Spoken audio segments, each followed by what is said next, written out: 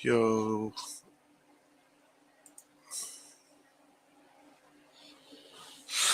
All right, all right. Let me just get some stuff going over here.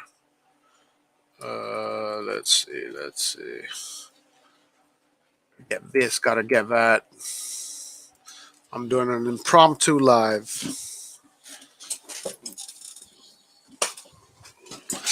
The night before, we gotta make this happen, guys. AC Milan needs to make this happen. It's now or never. Take the bull by its horns and show it what's up. That is the only way. Championships are not given to you. Championships are taken. You must take it. You must earn it. You must do it correctly, with the right intent, with the right purpose, and with everything else. It must be done the right way. And AC Milan has to absolutely win. There's no other results that can. Any other results would put a big dent in the Scudetto race. This is a game that we must win, and it is a game that absolutely has. There's no excuse not to win this game. That's the thing. There's no excuse not to win this game. The team that we have on the ground tomorrow, according to the reports that came out, is exceptionally good. We have Leao, Theo Diaz, and Messias. These guys are gonna attack. They're gonna create. They're going to create a lot of chances. You have Giroud, who is in exceptional form. In this quintet, let's say this quintet, if you want to call it that, this orchestra here of these four players, when they attack, and Giroud has been a peach, and they have been in perfect symphony.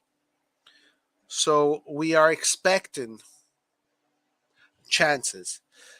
We are expecting chances, and we're expecting opportunities. Milan is definitely going to create opportunities, and the Milan has to score. That's it. That's all they have to do. They know how to get from the defense to the goal. They know how to do it beautifully. They know all the systems. They know the mechanics. They know how they run. Each one of them knows exactly what they need to do. But once you get in front of that goal and you're going to create that chance, you got to put it in the net. We know that AC Milan, every game, look at the stats of every game AC Milan plays. 7 shots on goal, 6 shots on goal, 5 shots on goal, 8 shots on goal, but you got to put it in. You cannot make that goalkeeper a superhero. Don't do that. You can't do that. And you cannot but take your chances. Now, the way this team is set up, if we actually look at it, Messias, Diaz, Leao, and Theo, this is your most offensive team.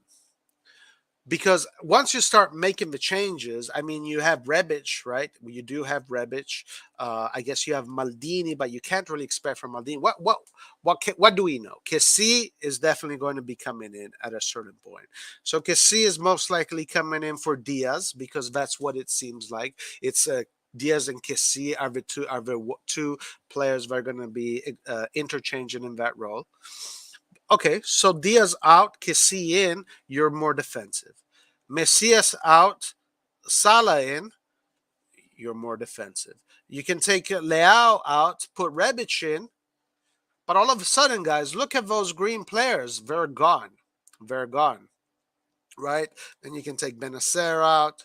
You can put Krunic or Bakayoko. It really doesn't matter depending on what you need. But from there on, from then on, from the first minute till the last minute of the game, you can only but always go more defensive. So what does that mean? That means only one thing. That you have to score goals. You have to score goals while you have this team on the pitch. Because if you don't score goals while you have this team on the pitch, what's the point? While you have this team on the pitch, you have to score the goals and then close up shop. And that's how you do it. And then you can even hit him on a counterattack. But with this team, we're going to create. We're going to, at least the first half, there's going to be 1, 2, 3, 4 chances in goal. And they gotta score. They gotta put it in the bottom corner. They gotta put it up around the keeper. They have to be stronger than the goalkeeper. And of course, we have to be careful. We mustn't take Salernitana lightly, because Salernitana is a team that is on the verge of relegation mathematically, because they're really low on points. They're last. But guys, let me ask you a question about human nature. When you are underwater and you can't breathe, what are you doing? What do? You kick really hard. You kick really hard in order to put your head over the water so you can take a breath. These guys are gonna run like animals. They're gonna run like crazy. They're gonna press. They're going to play like their freaking lives depend on it. Now, obviously, the quality is not there. We have the quality. So what do we have to do? We have to play at their same intensity. One, we got to play at their same intensity, match their intensity, and hopefully we don't need to suffer so much against them, but we are going to suffer. There are going to points where we have to suffer, and we have to be very focused in those moments. We suffer as a team. We close the spaces. We run together. It's suffering is part of football, guys. If you're scared of suffering, then you're never going to win anything. So when we are going to suffer, we're going to suffer. But then when we have a ball, the matter is not even getting to the goal, because we're going to get to the goal. We know the team can get to the goal. The matter is they got to put it in.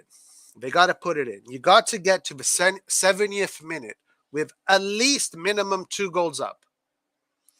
2 goals is the minimum. Get to the 70th minute, 2 goals up, and then put Kessie in, put Salamakers in, put Rebic in, so he gets to run a little bit. The guy needs to run. Put Bakayoko in, put Krunic in, put Florenzi. Because all the players that you have on the bench, you can only go defensive. There's no other way. Your most offensive team is on the pitch, so you can't go any more offensive than what you have. So that's it. The only thing Milan needs to do tomorrow, which is the most obvious thing, right, is score goals. That's it. Just don't be scared to score goals. Get in front of that goal. And put those goals behind the net. And you know what? You will be rewarded. You will be rewarded. Because in the end, you will get a nice trophy. And you as a football player, you will be rewarded. So they must take the bull by its horns. Right? You take the bull by its horns. And you don't let it slip. You tame the bull. You tame it. You take it by its horns, and then you tame it. Then you make it yours. This is how you do it. And they will do it. They will do it because they know that that's what they have to do. Yo, what up, guys? How you doing? Calabria has offensive potential as well. David Bukrin Kam is an offensive player. Who? If Theo takes a yellow in this game, is he? Yes. If Theo Hernandez takes a yellow, he will be suspended for the next game. Lazatic needs to come on as a sub. Tame the bull, otherwise get bullshit. Yeah, you get a big fat turd of bullshit in which you're going to slip in and you're going to fall. You're going to let go of the bull's horn, and then the bull is going to trample all over you. So you take it, you tame it, and you make it yours. As far as Lazatic, I am not too concerned about Lazatic. I'm not expecting to see Lazatic anytime soon. Right now, I think all we need to do is win. All we need to do is win. And if Lazatic does play, that'll be good. But don't expect much from him. Don't expect much from Lazatic. Well, as far as Benacer and Tonali in the middle, Tonali has surpassed every single midfielder.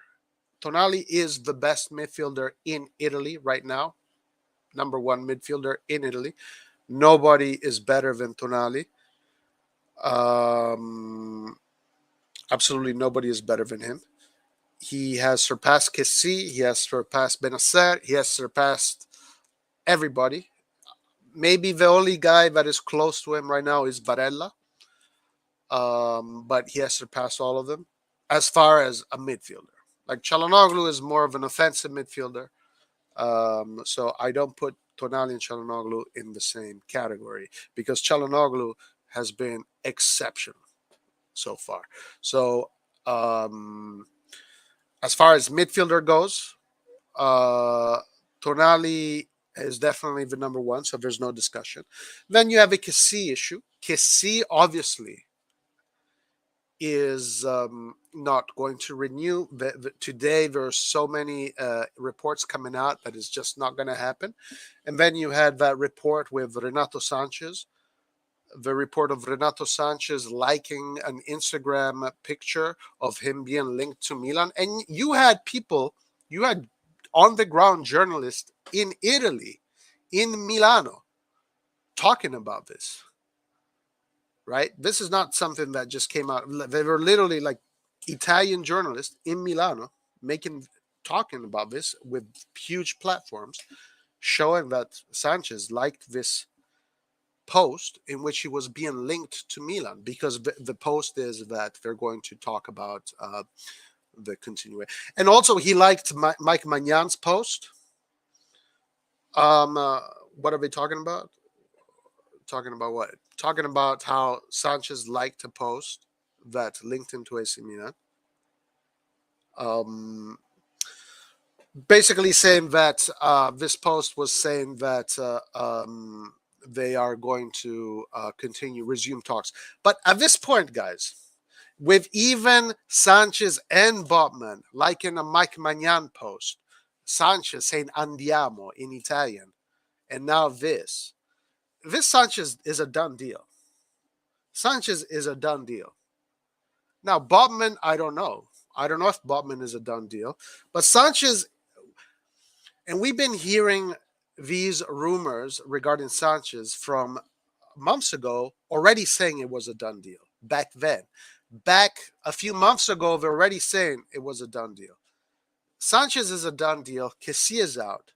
So this is going to become the new midfield. Sanchez is going to be an AC Milan player. It looks like this Sanchez, Leao, Mendes, this triangle here. Maldini has secured a very good relationship with a guy that has a good reputation as an agent and also has some of the best players in the world. Right? Raiola has some of the best players in the world, but Raiola is not an agent you want to work with, because Raiola doesn't care about you. Raiola doesn't care about your objectives.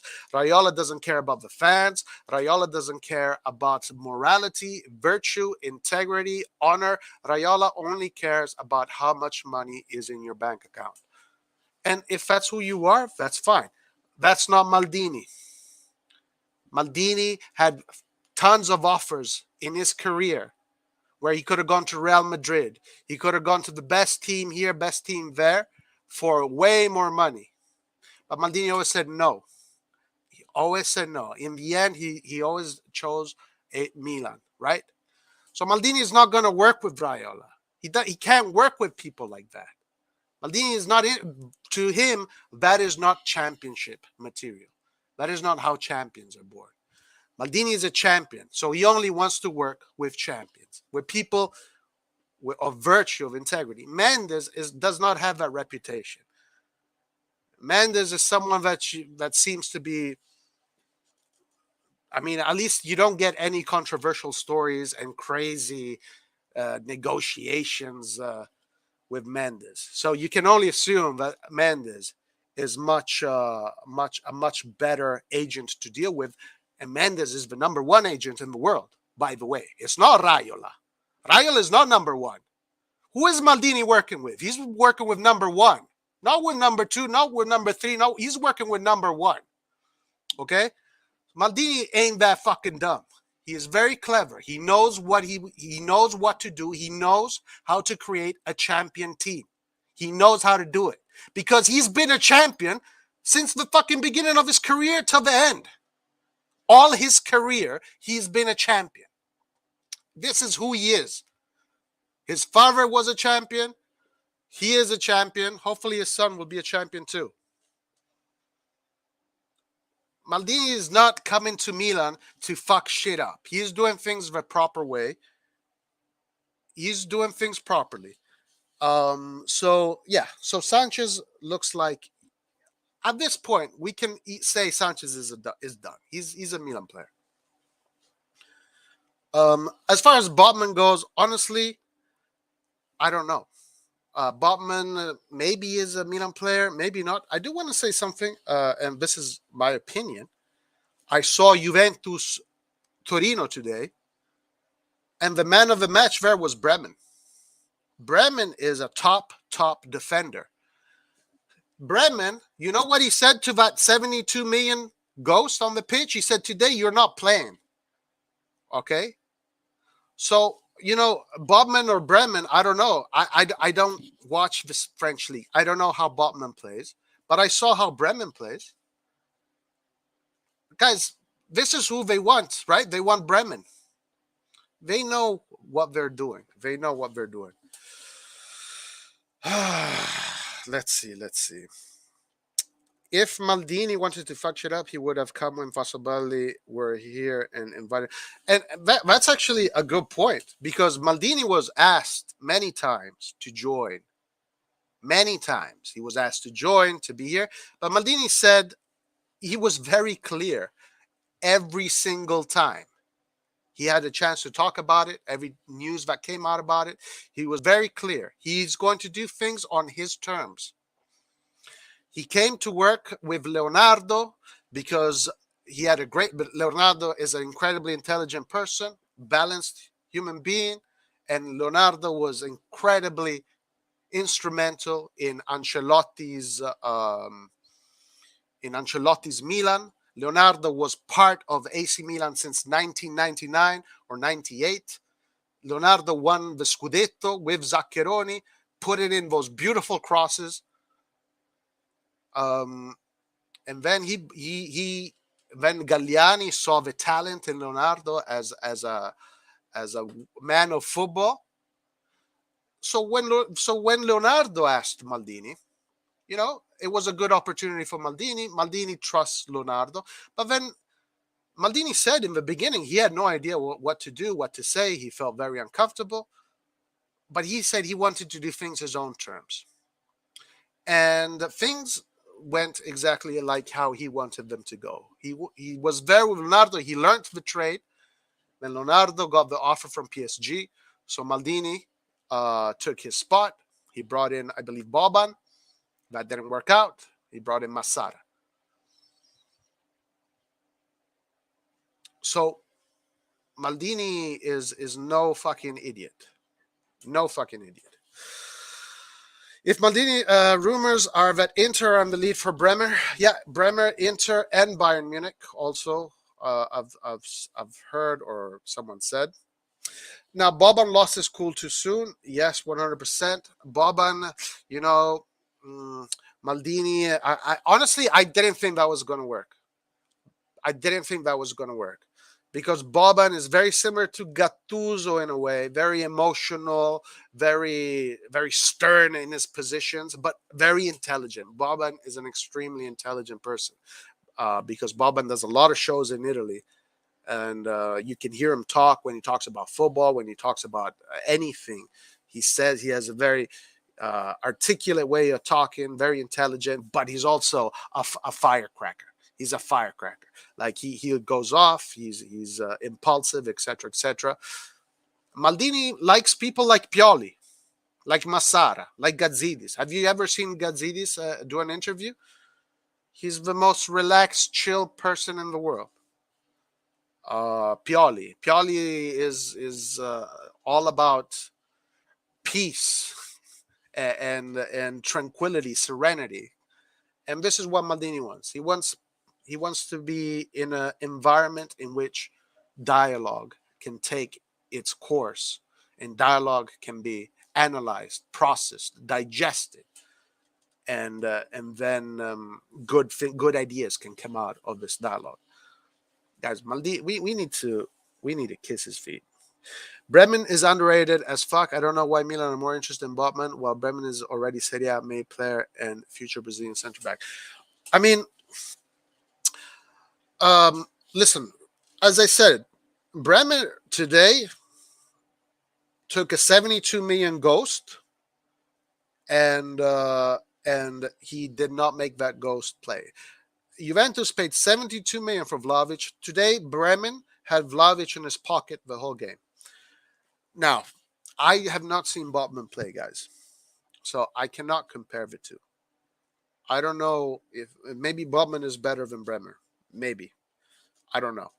But Bremer, yes, he's definitely ready for a top club. And if Milan were to get him, it'd be a beautiful, beautiful buy. Maldini is a perfect man for us. Let's win the Scudetto, Forza Milan. Yes, sir. Yeah, they Juventus paid used all their money to buy Vlahovic and Zakaria and the other defender, but they didn't use any. They didn't have any more money for the refs. Botman because he was proven UCL track record. Okay. Um. Well, he does have the UCL track record. Listen, guys, listen. If any of you think that Maldini and Massara and Moncada don't know what they're doing, then maybe you need to check yourself. If they think Botman is good, who the fuck are any of us to question them? After what they did with Magnan, with Kalulu, with Tomori, with Teo Hernandez, with Leao, with Salamakers, with Diaz, with Tonali, Benacer, and the list goes on. With Bremer, you don't know. Okay. Yeah. Um. So it's going to be the team is going to change. The team is going to change next year. Guys, I know a lot of you are allergic to this, but Belotti is a good opportunity for Milan to build a nice offensive department. Belotti today coming back from an injury, scored a beautiful goal where he peeled off Alexandro brilliantly and then volleyed the ball in with a half moon shot, and then he works his ass off. Belotti, guys, for free at Milan is a godsend. Unfortunately, a lot of people don't see this. They don't see this because there's too many narratives around him. But you need to have a strong offensive department. You need to have 3-4 strikers that you can go. Guys, tomorrow we're going to go for the Scudetto right now, guys, with a 36-year-old and a 41-year-old. The 41-year-old is injured. The 36-year-old is good right now, but you never know. And then an 18-year-old. This is not offensive depth. This is not offensive depth. You need to build an offensive department. I mean, let's look at Inter. Inter has Lautaro Martinez, Zeko, Sanchez, Correa, Caicedo. Juventus has Morata, Vlahovic, Keane, Dybala. Okay? Milan has Giroud, Ibra. That's it. Lazetic, do not count Lazetic. Don't count Lazetic. You need to build an offensive depth. Every team needs offensive depth. Belotti, free transfer. The guy fucking wants to play for us. It's his fucking dream since he was born to play for us. And it's a great opportunity to start building the offensive depth with players that still have a lot to give. Because Belotti is only 28. 28, you still haven't reached your peak. Your physical peak is around 30, 31, 32, 33. That is your physical peak. So Belotti is a great opportunity to get for free. Hopefully, Belotti they will get Belotti, and maybe they'll get someone else. Who knows? Hopefully, yeah. You need to get more than just one. One is if Ibra is leaving, you need to get at least two. Colombo is not. He's going to be on loan again. Colombo is still a teenager. He's still a teenager. He's 19. Teen. So Colombo is going on loan. Lazetic, guys, anybody that thinks that this Lazetic guy is going to come in and start scoring 1 million goals and going to be the next Shevchenko, you gotta wait. We gotta wait for him. But regardless, you can't go in Giroud, Lazetic, Belotti. That can't happen. You need Lazetic, Giroud, Belotti, and someone else. That is the progression going forward. And then Lazetic, you send him out on loan if you don't want to have 4 strikers. You can get 3. The reason why we're interested in Botman, Sanchez, and David is because of the good relationship between Elliott and Lille. They lent money from Elliott some years ago when Lille had financial problems. Yes, yeah, I'm aware of that. Basically, both the Elliott pretty much, it's the same people. It's pretty much the same people working with the same people. It's like Elliott going to Elliott. Hey, Elliott, can I buy something from you? Yeah, sure. You buy from me. Now, guys, I want to tell you something. I don't think this is going to last for too long. All right. When you have 2 clubs that are owned pretty much by the same people that start to do business with each other this way. Now, we know that is not allowed domestically.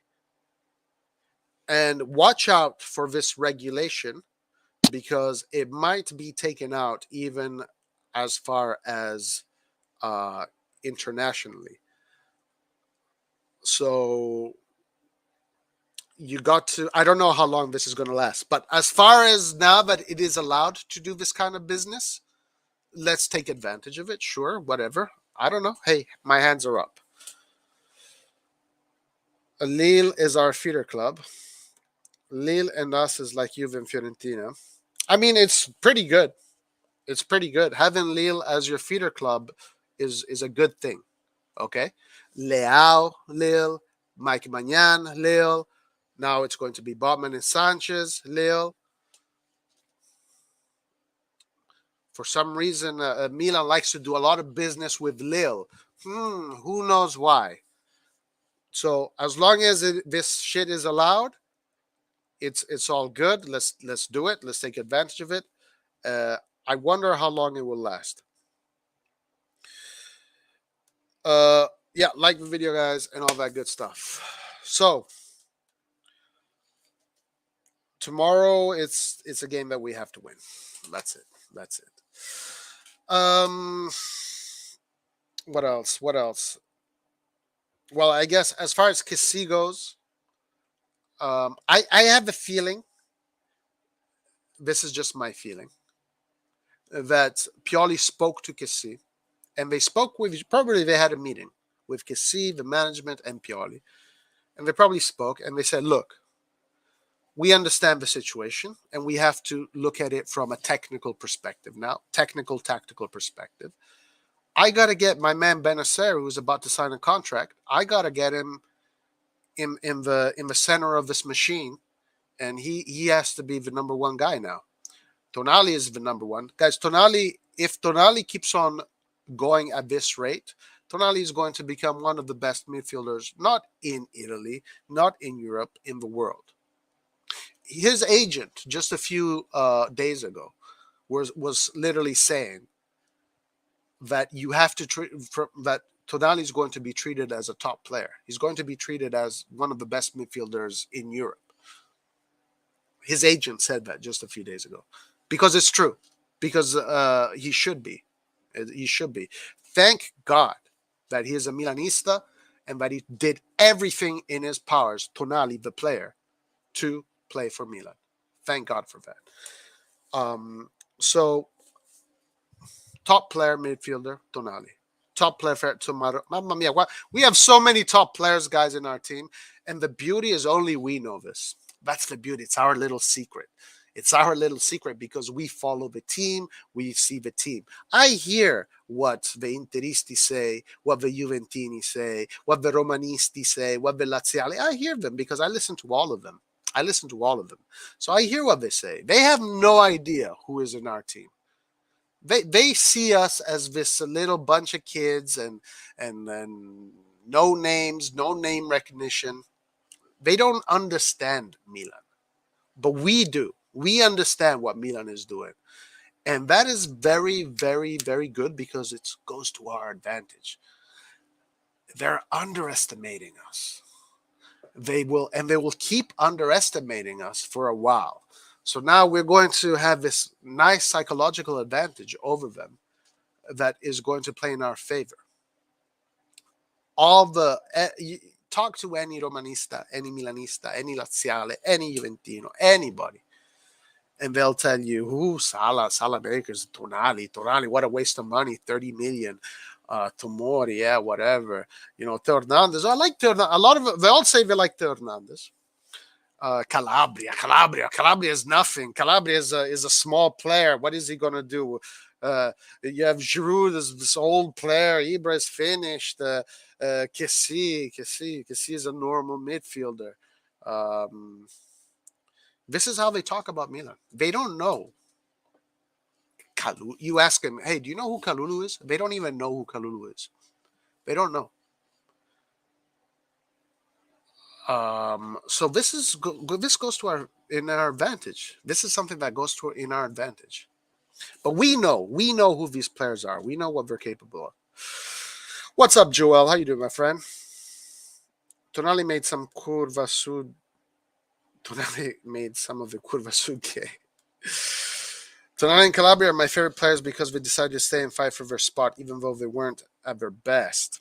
Nice. I like that. The positive thing about that is that Magnan played with Botman, Sanchez, and David, and Leao knows Sanchez from Portugal. So if we get those players, they will acclimatize quickly to the squad.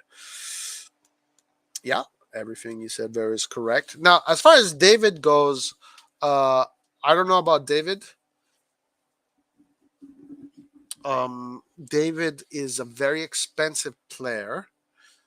So we haven't heard many strong links regarding David yet. His name has been appearing lately. Of course, they're talking about him because Paolo Maldini and Massara are very busy people and they're making a lot of calls and they're getting information on many players.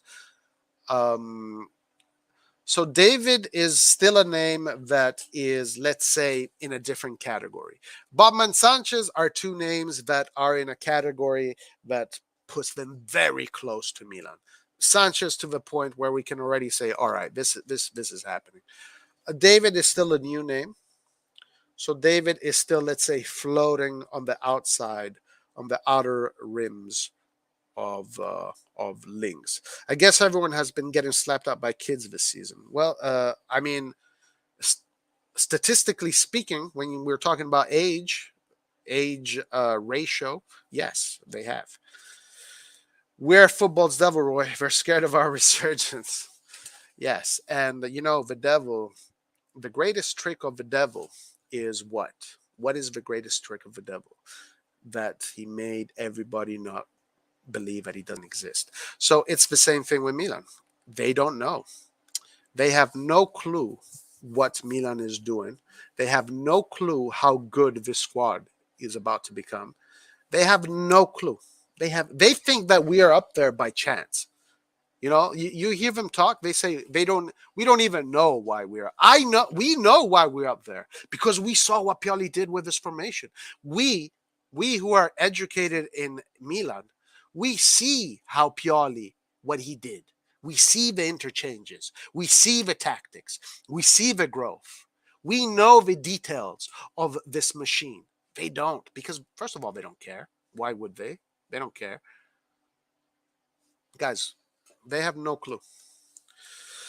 David is still relatively unknown, but not for long.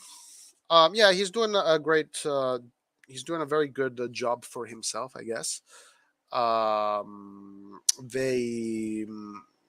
He's good. I don't want to talk too much about David because the link is not strong enough for me to think that it's going to happen. Also, because just these are my calculations, so take it or leave it. We have to get Botman, we have to get Sanchez or whoever.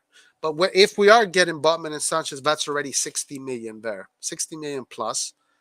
And David is going to be 50 to 60 million just for him. Already his transfer market value is somewhere around 55 million. So I don't think Milan is going to spend 110 or 120 million on three players. I don't think Milan has the privilege right now to do that. So these names here, like David, like these bigger names here, I'm skeptical about them. Any player that is above 50 million, which would be the most that Milan has ever paid a player, because the most AC Milan as a club has ever paid a player is 42 million.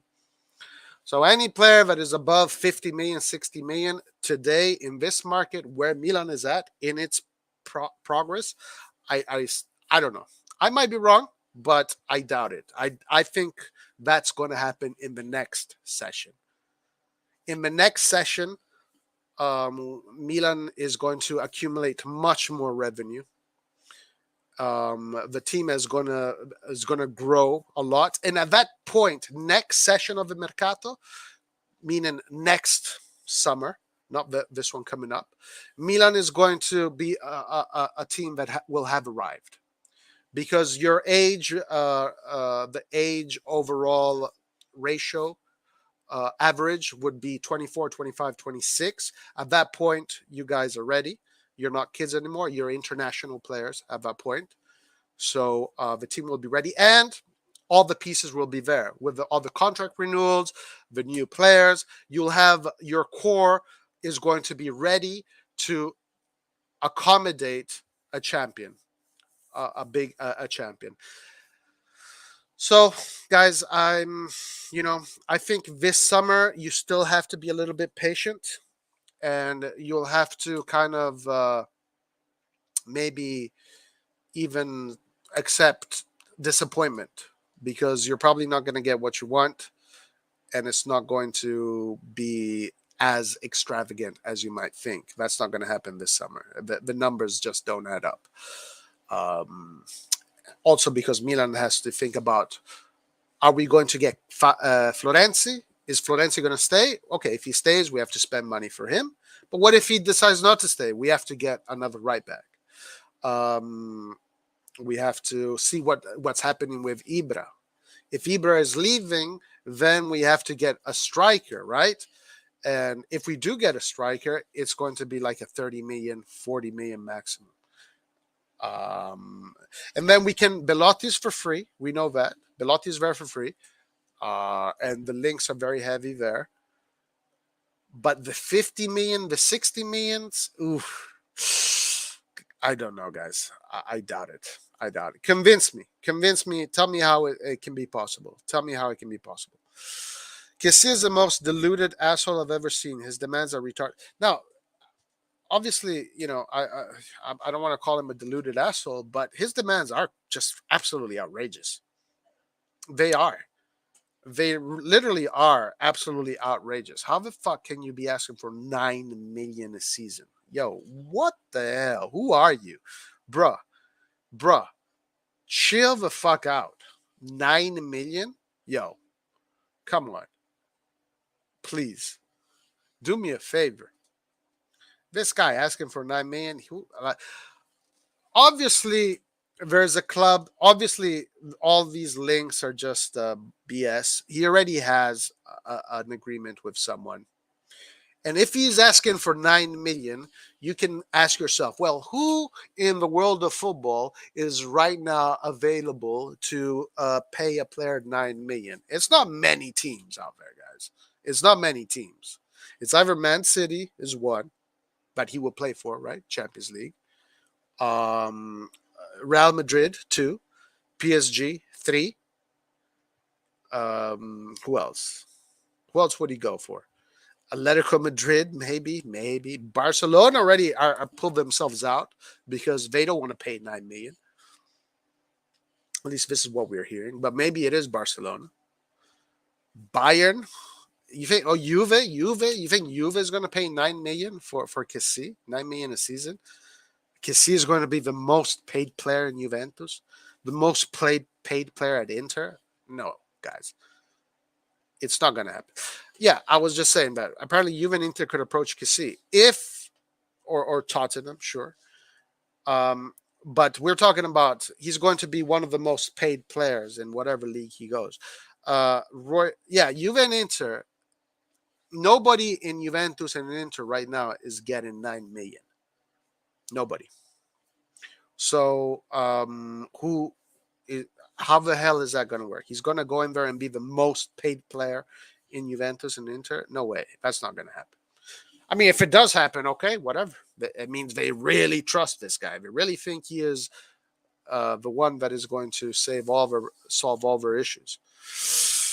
Dybala gets double digits? I don't think so. I don't think he gets double digits.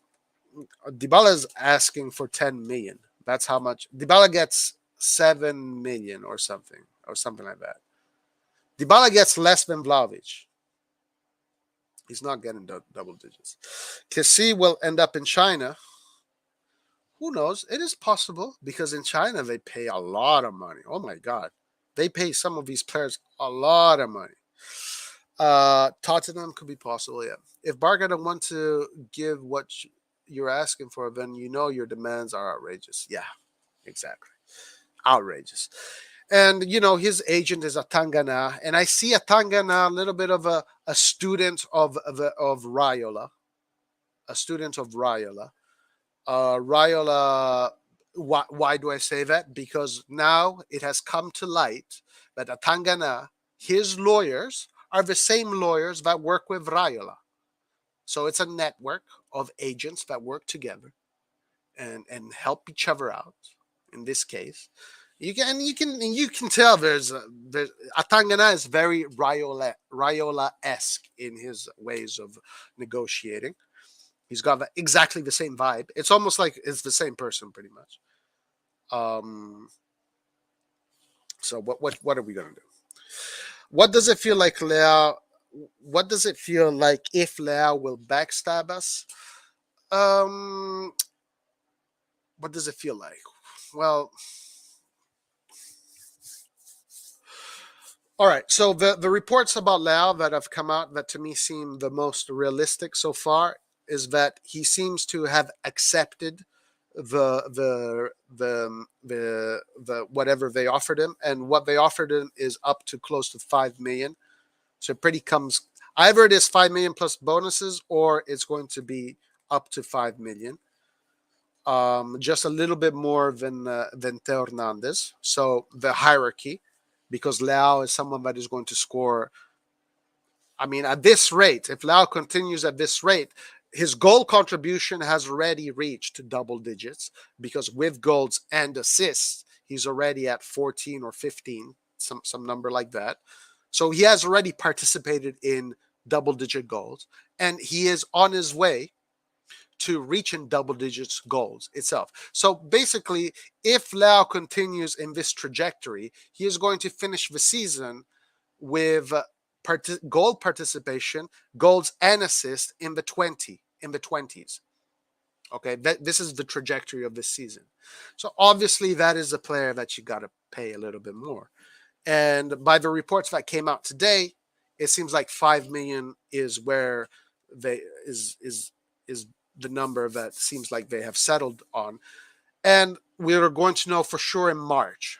March is we're going to know, because also Leao has an issue with his previous team, Sporting, who is suing him because Leao did not respect his contract. So the lawsuit is that he has to pay 16 million to Sporting because of some crazy incidents that I think they were telling me the other day. Leao liked Romano's Twitter post about his extension with Milan. There you go. There you go. And guys, even though it's silly liking Twitter posts, but this is very indicative stuff. This is very indicative stuff, because when Leao is reading this stuff, his reaction, yeah, that's cool. I'm gonna like it. He's not gonna. I mean, unless he's sinister, and he just wants to lead us into thinking that he's gonna sign. But these little things here, these little human, just instincts and human things that we do are indicators of where someone is mentally. Sporting and Crazy Man, they should use their president, not players. They should sue their president, not players. Yeah, so after basically this settlement, this lawsuit is going to end sometime in March. So we will know in March whether or not Leao is going to say yes or no. But it seems like he is going to say yes, and it seems like Mendes is working to be someone that is going to be working with Maldini, with Sanchez, Leao, and it looks like that you're going to have this triangle there that is going to be part of the AC Milan system, guys. And again, I said this before. I don't want to be repetitive, but listen, Mendes is number one. We're working with the number one guy. So Mendes bringing in Sanchez and Leao. Yeah, I think it's going to happen. Now, if it doesn't happen, guys, hey, you move on. You move on. Like Kessie. Honestly, guys, when it comes to Kessie, I've accepted that he's gone. I've already put it in my pocket, and I put it in a box, and I put the box away. And it's done. It's over. Kessie has made his decisions. He's a free man. He has absolutely all the rights in the world to make his decisions. I am not here to tell him what he must do. Of course, if he chooses to stay with Milan, I will appreciate him, and I will feel like he is a legend to me. But if that's not the path he wants to take, he wants to bring his talents elsewhere, so be it. As long as these last few months of you keep your contract obligations and you play to your best abilities, and you help Milan secure its objective, which is taking away that second star from Inter. The objective this season is one. Do not let Inter win that second star before you. That's it. Maldini is doing great with signing his guys. He's getting extension discussions very early and looking like we won't have any more Hakan Gigio Kessie situations. Not worried about Leao. And yeah, of course, these are professionals. These are guys that are there every day. They're working. They're learning. And Hakan, Gigio Kessie are all situations that for them, and they have said it. Even Gazidis said it, and Gazidis is a man with a lot of experience. He said these were learning curves, and they now know how not to get themselves in these kind of situations. So they're trying to avoid them, and we see it in real time, because already now they're talking about contracts way before these contracts expires. For example, Hernandez, his contract was going to expire in 2 years from now, but they already did it now. They secured his contract now. And in Italy, there's a law. You can only extend a player's contract for 5 years maximum. You can't do 6, you can't do 7. You can only do 5 years at a time. So, they had 2 years remaining. They added 3 more years, right? Up to 2026. Same thing with Benacer, same thing with Salamaker, same thing with Gabbia, same thing with Kjaer, because they renewed Kjaer as well. They renewed his contract. And with Romagnoli and Kessi is just too difficult. Fassone, Mirabelli, those were the people that made those contracts. So different situation. Then Diaz is another issue. We'll see what is going to happen with Diaz. Yeah, Calabria. Thank you for reminding me. They extended Calabria's contract as well. So they're preparing everything. So by next summer, they will be able to get champions in the team. Like when I say a champion, I'm not talking about guys. I want you to listen to me very closely. Next, not this summer. This summer, guys, we got to put it in our pockets. We're still going to be fairly small this summer. But the summer after that, it is not impossible for us to get a superstar. It is not impossible for us to get a super duper superstar. And if it's not going to happen that summer, it might happen the summer after that. But you know what's the best thing about all of this, guys? The best thing about all of this is that Maldini is creating the superstars. Maldini is creating them from scratch. Because if you can't buy a superstar that costs 120 million, a guy that scores 25 goals a season regularly, if you can't buy one, what's your next option? You create them. Maldini is creating superstars. So we have a lot of top players in our team. Our team is packed with top players. The goalkeeper is a top player. The defenders are top players. Chiari is a top player. Tomori is a top player. Hernandez is a top player. Calabria is a top player. Florenzi is a top player. Is Romagnoli a top player? I don't know.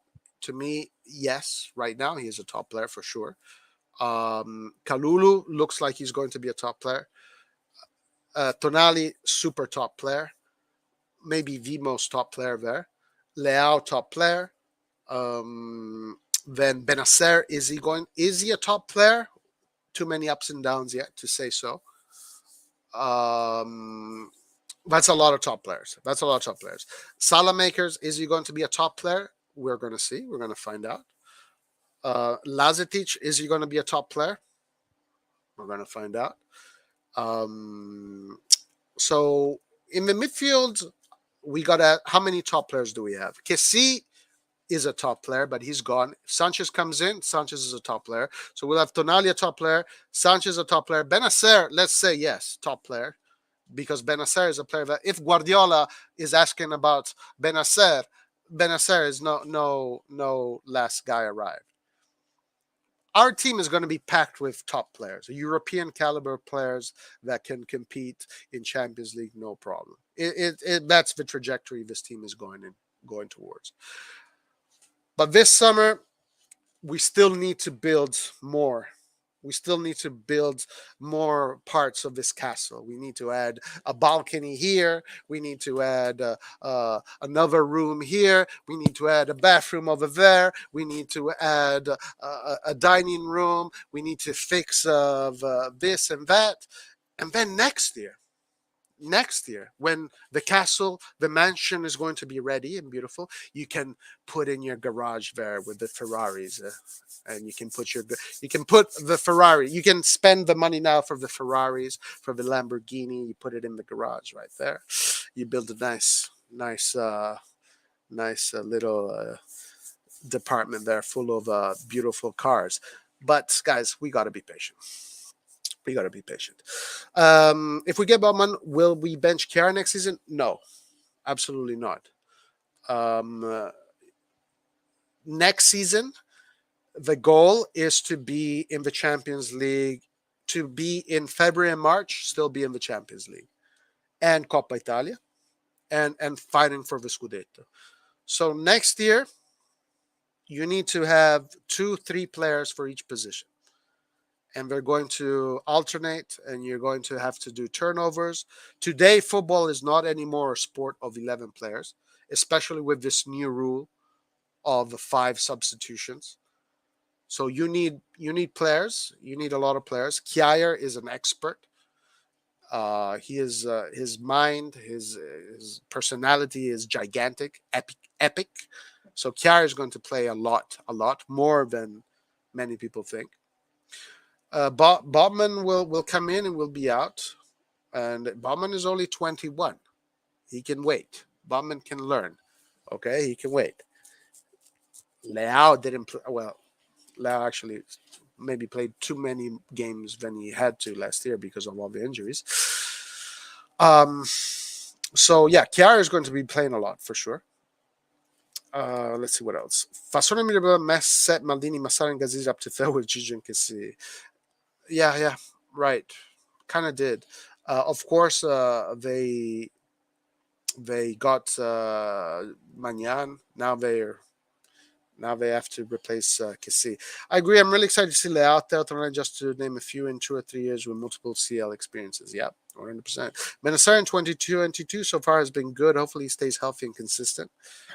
Yes, I think he still needs to get to his peak, but he's looking good. I like what I'm seeing, and the guy is competitive as hell. The thing I love the most about Milan these past 2 years is that everyone has grown. It feels like even Pioli has gotten better. True, Joel. Very true. Even Pioli is learning from a lot of his mistakes, and Pioli is humble enough to see. It's because I listen to the guy when he talks.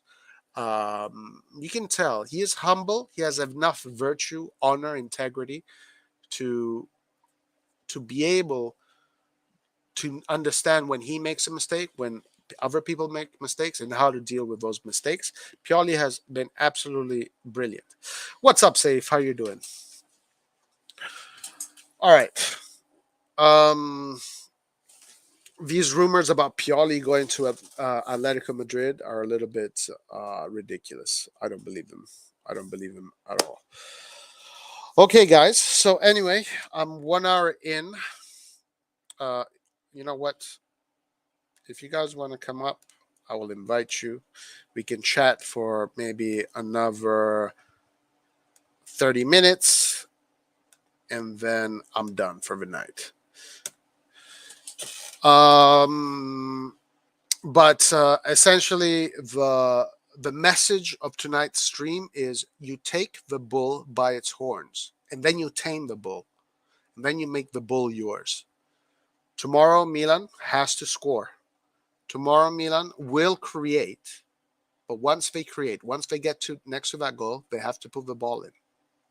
There's no fucking around anymore. Every single game tomorrow is going to be like a final. Every single game is going to be decisive. The time of playing games is over. Now is where you win the Scudetto. The race has finally started. We've been running. The marathon has been okay. It's been good. We've all been running together. But now, the steps you take towards the finish line really matter. It's not a joke anymore. It's not a joke anymore. Tomorrow, the race for the Scudetto starts tomorrow. It really starts tomorrow. Milan to win and Inter to draw, then the game in hand won't matter. That'll be very nice. And Inter, by the way, does have a difficult game. They are playing against Sassuolo. Sassuolo is not an easy opponent, especially because Sassuolo right now has a lot of players that are in form. So we got to watch out for. They got to watch out for Sassuolo. I hope Sassuolo fucking beats them. How about that? There you go. Also, because Inter just embarrassed themselves to death in Europe. Just shame. Just head down, chin down, completely embarrassed. I wonder if they have the character to come back up and compete. But Sassuolo is not messing around either. So Sassuolo can beat Inter. Let's hope that Sassuolo will beat Inter. They love to fucking beat us. So why don't they fucking beat Inter for once in a while? And then we'll beat them in May. That would be nice. We got Joel. Hey, what's up, Joel? Yo, Roy. How you doing? I'm doing good, man. It's pretty late. Oh, yeah. Where are you? I'm on the East Coast, so it's like 3 in the morning.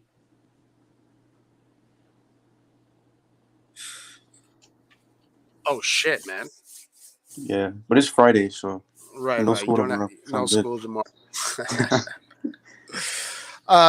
Let me read this comment. Do we let him take one this match and miss Udinese, or risk him taking one against Udinese and miss Napoli? Well, my answer to this question regarding Teo Hernandez is if Teo Hernandez gets a yellow and misses either Udinese or Napoli, if Florenzi is gonna replace him, it doesn't matter which game. It doesn't matter because Florenzi is going to be more than good enough for both those teams. If Balotelli has to replace him, I don't know. But if Florenzi is going to be the guy replacing him, like he did against Sampdoria, it's fine. Either one doesn't matter. Um, if we want to be really detailed, of course, you would rather have him with Napoli than Udinese. But Teo Hernandez is probably going to try to do Mission Impossible again and not get a yellow card in any of these three games. What do you think, Joel? Um, I think he won't get a yellow, honestly, because he didn't get one against Juve or Inter, so I think he'll Right. be fine. Yeah. Yeah. And if he does get it, I have a lot of confidence that Florenzi is going to do a good job. Eastbourne says, we go. That's the new thing, right? Yeah. What do you think about the game tomorrow, Joel? What are your sensations? um, I think anything but a win is just a failure, honestly. Say again? Anything but a win is just a failure. Oh, I mean, at this point, yeah. At this point, if you want to win the Scudetto, this is where you're going to win the Scudetto against Salernitana, not against Napoli. Against Salernitana, you're going to win the Scudetto. It's a risk, and Udinese is a rough team. Yeah, but Florenzi has played Udinese for many, many, many years, and he's won against Udinese many, many times with Roma. So Florenzi is not going to be scared of Udinese. Is not, but of course, Udinese is a tough team, right? Is a tough team to score. It's still the biggest team in Italy as far as height and weight, and they are a difficult team to score against.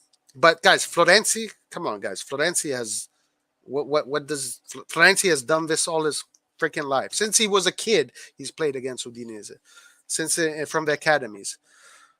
So no problem. Sassuolo is the Inter's feeder club. I doubt that. Is Sassuolo Inter's feeders club? I don't know. I think. I think they got like they got Politano from them. I don't remember any other players that they got from them. Gotcha.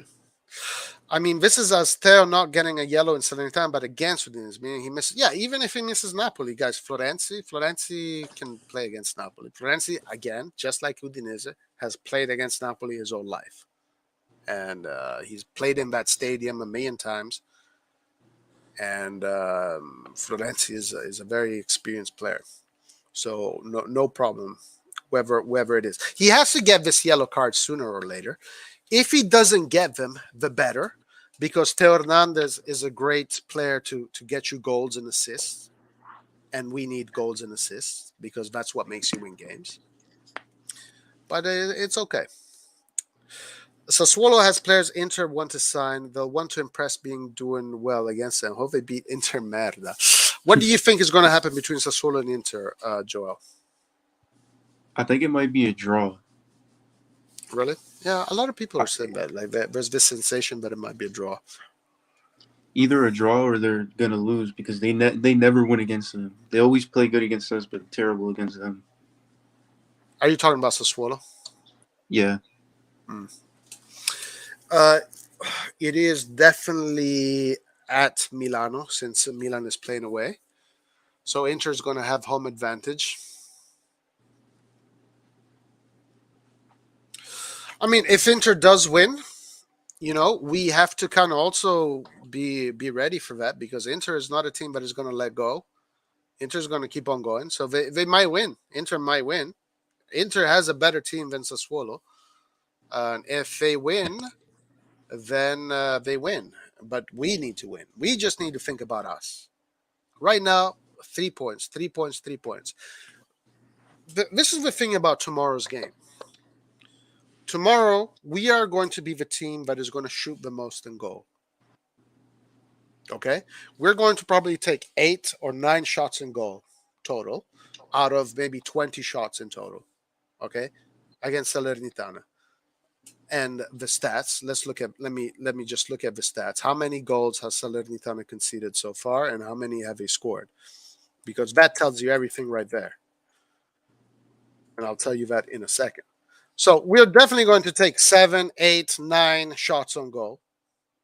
They're going to probably take 1 or 2. But if they score and we don't, it doesn't matter how many shots we take on goal. We got Skillard in the house. What up, How you guys Skillard? doing? Very good. How are you? All right. It's been a while. It's been a while. You don't show up much, Skillard. What's going on? Been busy with work. Sorry. He shows up like once a month. You bless us once a month. Skiller, what are your impressions of tomorrow's game? Well, for me, it's tonight. So yeah, I think I heard Joe say 3 points. We need to get it. But what's also important is that, please, for the love of God, no injuries. I don't want 3 points and then Giroud is down, Theo's injured, Tomori, something else happens. I don't want this at all. So it has to be a clean 3 points. That'll be the perfect scenario. The best scenario possible. Clean 3 points, no injuries, no yellow cards, or at least not a yellow card. But, the yellow card things, we're going to get them. It would be nice if Hernandez can survive a few more games.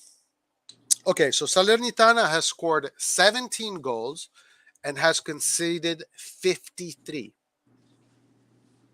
Jesus Christ. So they are the team that has conceded the most amount of goals in the Serie A, and they are the team that has scored the least amount of goals in the Serie A. While AC Milan is the second team to have scored the most goals in Serie A, 50. We are behind Inter with 55. The third team to score the most in Serie A is Lazio with 52. Oh, no. Guys, Lazio has surpassed us. Sorry. Lazio has surpassed. We are the third team with the most goals. Lazio the second with 52. Inter with 55. Then you have Napoli and Atalanta with 46 each. Juventus 38. Juventus is there are teams that are below Juventus that have scored more than them. As far as goals conceded, Napoli still is the team that has conceded the least with only 17. Inter second with 20. Juventus third with 23. And Milan fourth with 26. These numbers are indicative of what we can expect tomorrow. Means a lot of shots on goal tomorrow for AC Milan. We got to score. Roy, I just want to comment on that. I think it's important to note is that we conceded 7 goals in 2 games, Fiorentina and Atlanta. So I guess you could say it also skews the stats, the fact that you score, you concede a lot in few games. Yeah, but it's true. It does kind of obscure.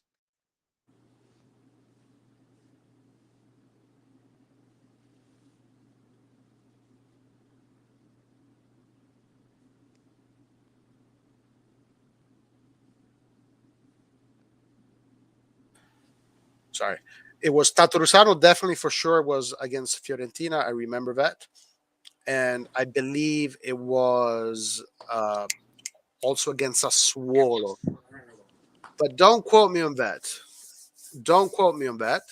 But I do believe so. But most of the goals that we conceded came in that period in which Mike Maignan was injured. Mike Maignan missed a quarter of the season, essentially. So these are also facts that we need to consider for sure. Skiller, well said. All right, guys. So what do you think of the starting lineup? It's a very offensive starting. It's the most offensive lineup that we have that we can put. What are you guys expecting? Skiller, you start first. Yeah, I'm expecting a lot what we saw from Sampdoria game. I think the keeper in that game was, I only watched the last 20 minutes, and the highlights was that their keeper was quite exceptional. I mean, definitely a man of match performance. So I'm expecting a lot of that rhythm, get those shots on targets. And I just want to stress enough is that when you get a lot of shots on targets, the goal eventually is going to come. This is what I believe. So in the first half, the first 20 minutes early on, you got to get that rhythm, yeah. Pass it around, get the shot on target. Pass it around, get the shot on target, and eventually the goal will come somehow because they can't defend perfectly for 90 minutes. And if we are the stronger team, pin them in their own box. If we pin them in their own box, again, more chances, dominate the game, put it away early, and let's bring on the subs. Yes, sir. I 100% agree with that. Joel, what do you think? What do you think of this starting lineup? What is your opinion? I think it's the best one we can put out at this moment. I think it's definitely good enough to get a win. Just as long as nothing like the Spezia game happens, we'll be fine. Yeah. And that's the worst case scenario that we take.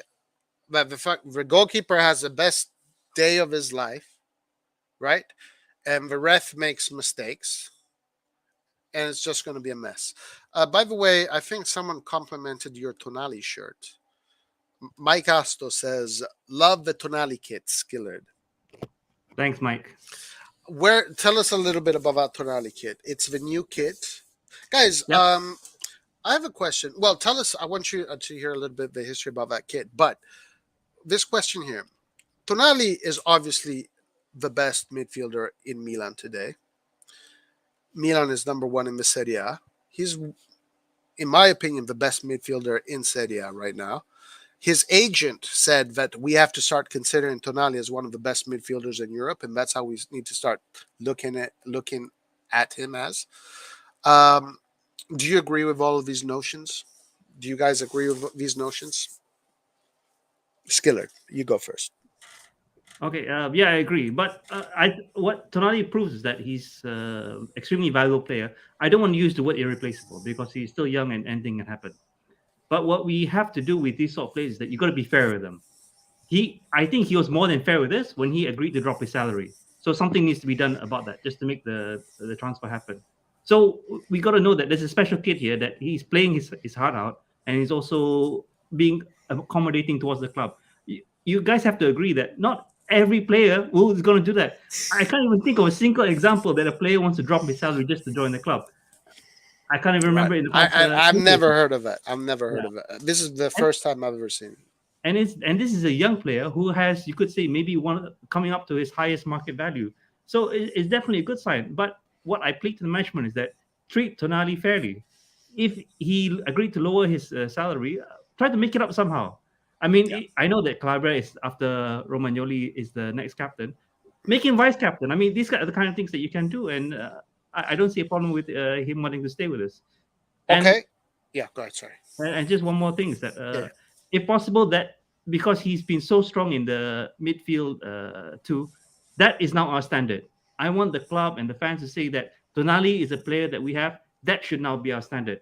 So I don't want to hear that, some players not having a good day, off match and all that. No, that's unacceptable. You have players like Tonali who are playing like that. Everyone has to be that standard from now on. Hey, I like that. You need to be the coach and motivate them to be that kind of standard. If all of those players are that kind of standard, then it guarantees wins. Before I go to Joel, I do want to reiterate something that has come out regarding Tonali. They are talking about renegotiating his contract and fixing that up, and they are going to he's one of the last ones on the list, because they just made his contract this summer pretty much. But there have been talks about fixing his contract if so. Joe, what is your opinion on all these things that are being said about Tonali? Do you agree? Do you not agree? Do you think it's too early to say, etc.? He's definitely a really good player. He's valuable, and he's a leader. He's already proved to be a leader, and he's only like 21, right? Yeah. But I think that best midfielder, like one of the best in the world, I think he still has 2 or 3 years to go before we can say. But he definitely has a bright future ahead of him. Yeah. Yeah. If he continues to grow, the trajectory seems to be quite good. Quite good, right? Um yeah. Now, regarding Prometheus, you said Aubameyang did it just now. Well, Aubameyang was getting 450K a week from Arsenal. 450K. So, I don't know how much he's getting right now. So, I mean, if it's not that difficult to do, Tonali was getting much less than that. So Aubameyang, I don't think he had a choice. If he wanted to keep on playing football, nobody is going to pay him that kind of money.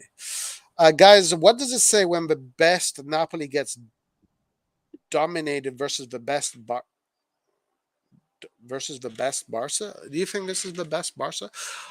Okay, I do have an answer for this question, but I want to hear you guys first. Joel, what do you think? What does it say when the best Napoli gets dominated versus the best Barca? What does that say to you? I think he means the worst. The worst Barca. I mean, I think it just shows where Serie A is right now. You know, that a team that's fighting for the Scudetto is getting pretty much dominated by a Barca that's not that good. You know, they wouldn't even be in top four if Atletico Madrid wasn't having such a bad year. Mm. Oh, they're having a bad year in the Liga, Atletico. Yeah, they're conceding a lot of goals. Like, and Simeone is probably going to leave. Oh, okay. I didn't know they were having a bad year. Okay. What else? Anything else? I mean, that's pretty much it. You know, in Europe, the league hasn't been doing good at all. Gotcha. You know, it's not good for us. It's not good for Juve. It's not good for anyone. Oh, you're talking about Serie A. Yeah. Serie A is a joke in Europe. It's an absolute joke. Skillard, what's your answer to this question? Well, we're gonna face it, guys. The Italian teams in Europe, other than Milan, I just nowhere near as good as now. It's just proven, and it's not something that's happened recently. I would say in the past 10 years, but even before that. I mean, come on, how many we've had 7 UCL titles. What is the next team that's even near close to us when we were when we were the best league in the world? So it goes to show is that, and I think this is also you could say a carryover from this problem of ambition. Once teams in Serie A, once they start to win the Scudetto, it seems that that's enough for them, and this trickles down to the players. Look at Berardi. How much longer does he want to play in Sassuolo? Belotti, if he's that good, why the hell did he sign a renewal that recently? All these decisions don't make sense. This is a clear case of lack of ambition, and we see it now even with our team. I think that we're on the way up. Our players that we start and we say they're is good, and I agree that they're good, but they're not good enough for the Premier League. Tomori wasn't getting minutes. Tammy Abraham wasn't getting minutes. Giroud was washed out. Look at these players now; they're starting in our teams. So it's not just a problem with the league. It's this ambition that these Italian teams don't have. Winning the Scudetto is probably going to be the highlight of their next 20, 30 years. All of this is just very I mean, it's true. It's true. And the difference between the Premier League, I know we're talking about Barca, and I do want to talk about that. I think there's other stuff about it, but just the fact that the Premier League, as far as money, the revenue is somewhere around 6 billion, the Premier League, while Serie A is 500 million. Just tells you the amount of difference in ambition, right? Ambition is a good way of putting it. It I know people don't want to hear this, but for me, Serie A is finished. It's done. It's over, guys. I'm sorry to tell you guys, it's over. At least we are Milanisti, and we get to at least we get to enjoy AC Milan. AC Milan is not going to be the same as these other teams. AC Milan will own Europe because Milan has always owned Europe even in moments where Italy was not the best team. So of the best country. But I do want to say something else regarding Barcelona. Barcelona is most likely always going to dominate you. Spanish teams usually are the better teams at holding the ball because the Spanish way of playing is always going to be the best at possession. Barcelona, the masters of tiki taka. Barcelona with a midfield of all quality. De Jong, Pedri, Xavi. Those are masters of knowing how to make that ball run, run, run, run.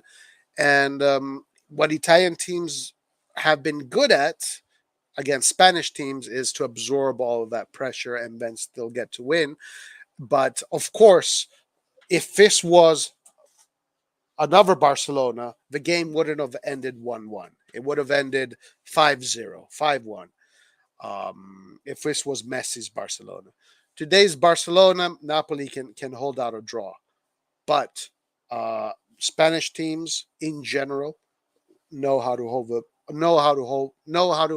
the ball better than a Napoli. Better than a PSG? I don't know. I don't think so. But PSG guys with Verratti in that middle, damn, that's something else. But yeah, Serie A is done. Serie A is done. Serie A is done. Do you guys agree with me that Serie A is finished forever? I mean, we're not finished. Milan is never gonna be finished. Yeah, Milan's Milan is not going to be. I mean, yeah, as long as Maldini is there, Milan is fine. Milan's a team that's always gonna have the ambition to do better outside of Italy, not just inside of Italy. Yeah, But for the rest of the teams, I don't know. it's done. The rest of the teams Like they have no clue how to do it. They have no clue. They like have no clue. Inter against Liverpool, that was just how are you going to dominate for 75 minutes and not score a goal, Yep. And then just let them score 2 goals in like what was it, like 10 minutes? Yeah. The stats were this game. The stats are crazy. So even though Çalhanoğlu hit the crossbar, statistically that's not counted as a shot on target. It's off target. So in the stat sheet, AC Milan Inter had no goals on target, and Liverpool had two shots on target. No shots on target from Inter that dominated the whole game. Liverpool had 2 shots on target. It's an embarrassment. Sorry, Scully, you're about to say something. Yeah, but I think in those games, it's more of how you build it from the players. I mean, if the players all have the ambition and all have the mentality to win those games, I think you would definitely perform much better. And this is why I know that Favre is not coming anymore, but I respect what he did. He wanted to go to a better team, and he was willing to fight for it. He pissed off a lot of people, Yeah, but he said he wanted to go to a better team. I agree with And that. everyone knows that I have a shirt, and everyone is glad that Tonali came to us. But think about it, guys. If Tonali wanted to win trophies immediately and really build himself to be the best player of his generation, why drop your salary and come to Milan? He could have. And a lot of teams, and I've seen some other fan channels praising him. It's not only known in Italy. Everyone knew Tonali is a good player. But can you imagine if he had gone to maybe a Bayern Munich and they had won the UCL? What would that say for Italian players and the Italian league, as opposed to him being in Milan? And unfortunately, we got slapped by Liverpool twice. Yeah. Well, I do want to say something about Tonali. Tonali is a very anomalous case, and it's a very strange case because this is a player that was being courted by Juventus and by Inter. Actually, the same when we were on the race with Chiesa and we lost to Juve in that race. Inter was same with Tonali, and Inter, just like Juve, offered more money to Tonali than Milan did. So we were just very lucky with Tonali that Tonali is a fucking diehard Milanista like us, and he doesn't give a shit about these other teams. And he said, he wants to make his career lifting trophies with AC Milan because he's one of us. He's literally one of us. He's one of us, but playing for Milan. Yeah, he's a very crazy case. But yeah, no, you're absolutely right. The Favre example is perfect. Favre doesn't care. He knows he wants to go to a better team. He wants to advance his career. He did it. Berardi, what the fuck is Berardi waiting for? Why did Belotti not be stronger? Why? What is Raspadori going to do? Is he going to stay with Sassuolo the rest of his career? Frattesi, all these young Italians, what are they going to do? Because the foreign players that come into Italy, they don't give a shit about playing for Sassuolo for the rest of their careers. The foreign players that come to Italy, they want to get out of Italy eventually. But it's the domestic players. If the domestic players don't have ambition, so your league won't have ambition. Italy has had this lack of domestic players with ambition to go in Europe and fucking win trophies. I don't know. It's a disaster. It's a freaking disaster. One thing I Anyway. want to add, Roy, and this is just responding to Oli Oxenfree, his comment. Yeah, he mentioned that if Roma had kept Salah, Alisson, and all that, I mean, yes, they're good players, but what would Roma do with them? Roma, Lazio, all these teams, all they care about is their damn derby. What Yeah. are these teams going to do? I mean, Yeah. look at what Liverpool did. Yeah, Liverpool, they bring in Alisson, they bring in Salah. Salah immediately gets a new. I think it's with Adidas. He gets new Adidas sponsorship. You see his face everywhere on the billboards. The marketing machine behind it is huge, and Yep. that in turn promotes the club.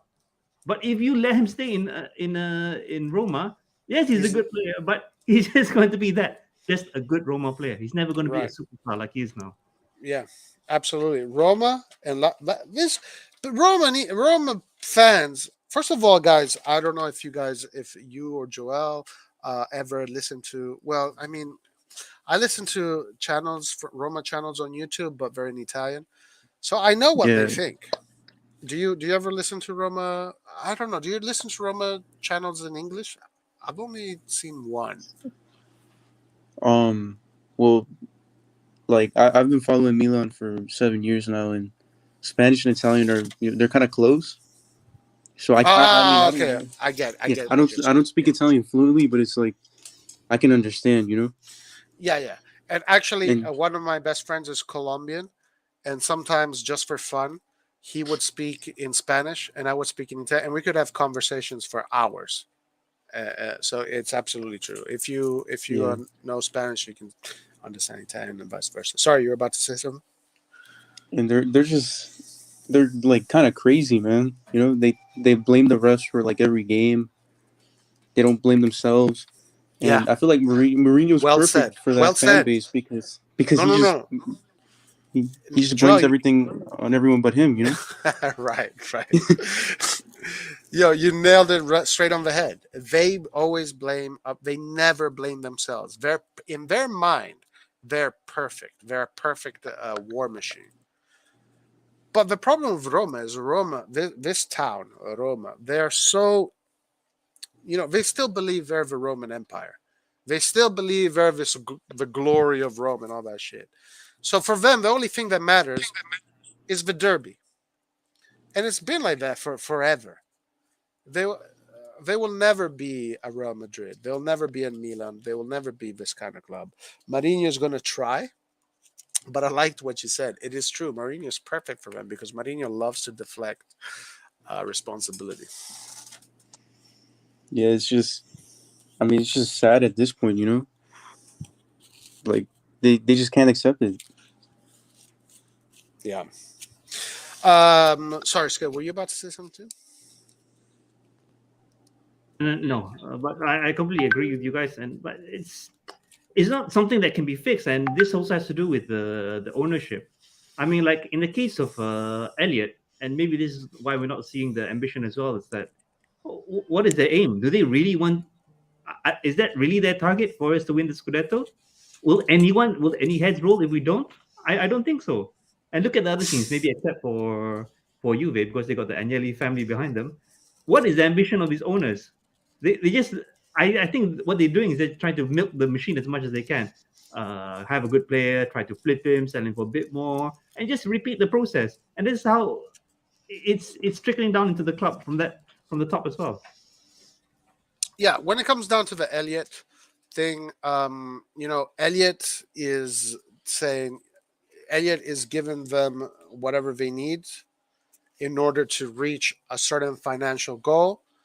But the people that decide I guess, the technical aspect are the people that the Maldinis and these people.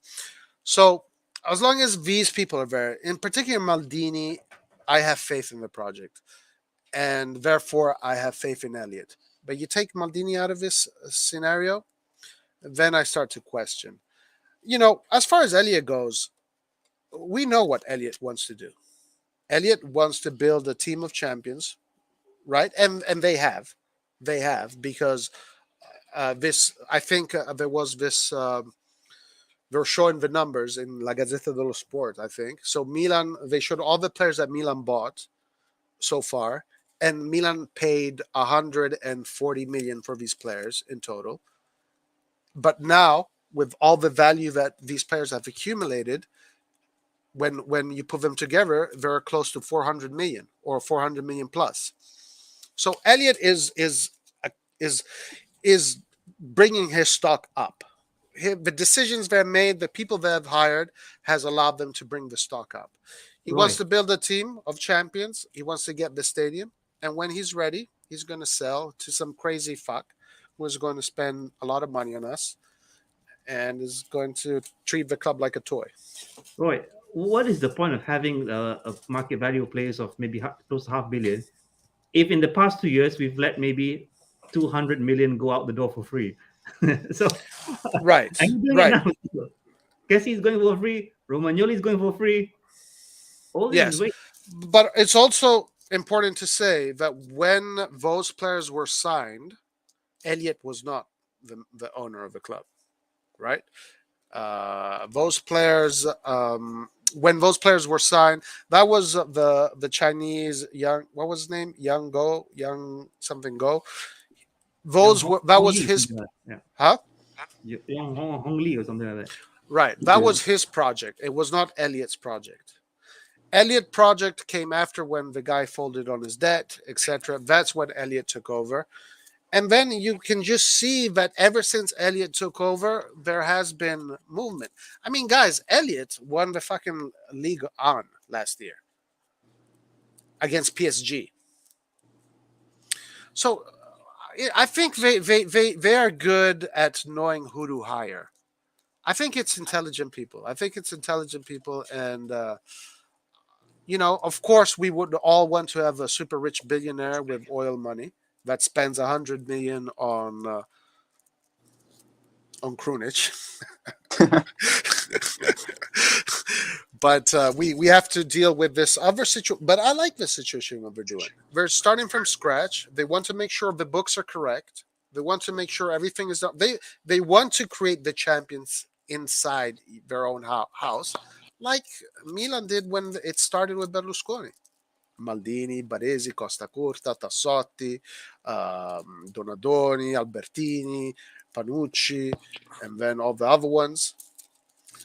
I mean, I'm very happy with Elliot. So I think their ambitions are correct. But of course, it could always be better. I don't disagree with that.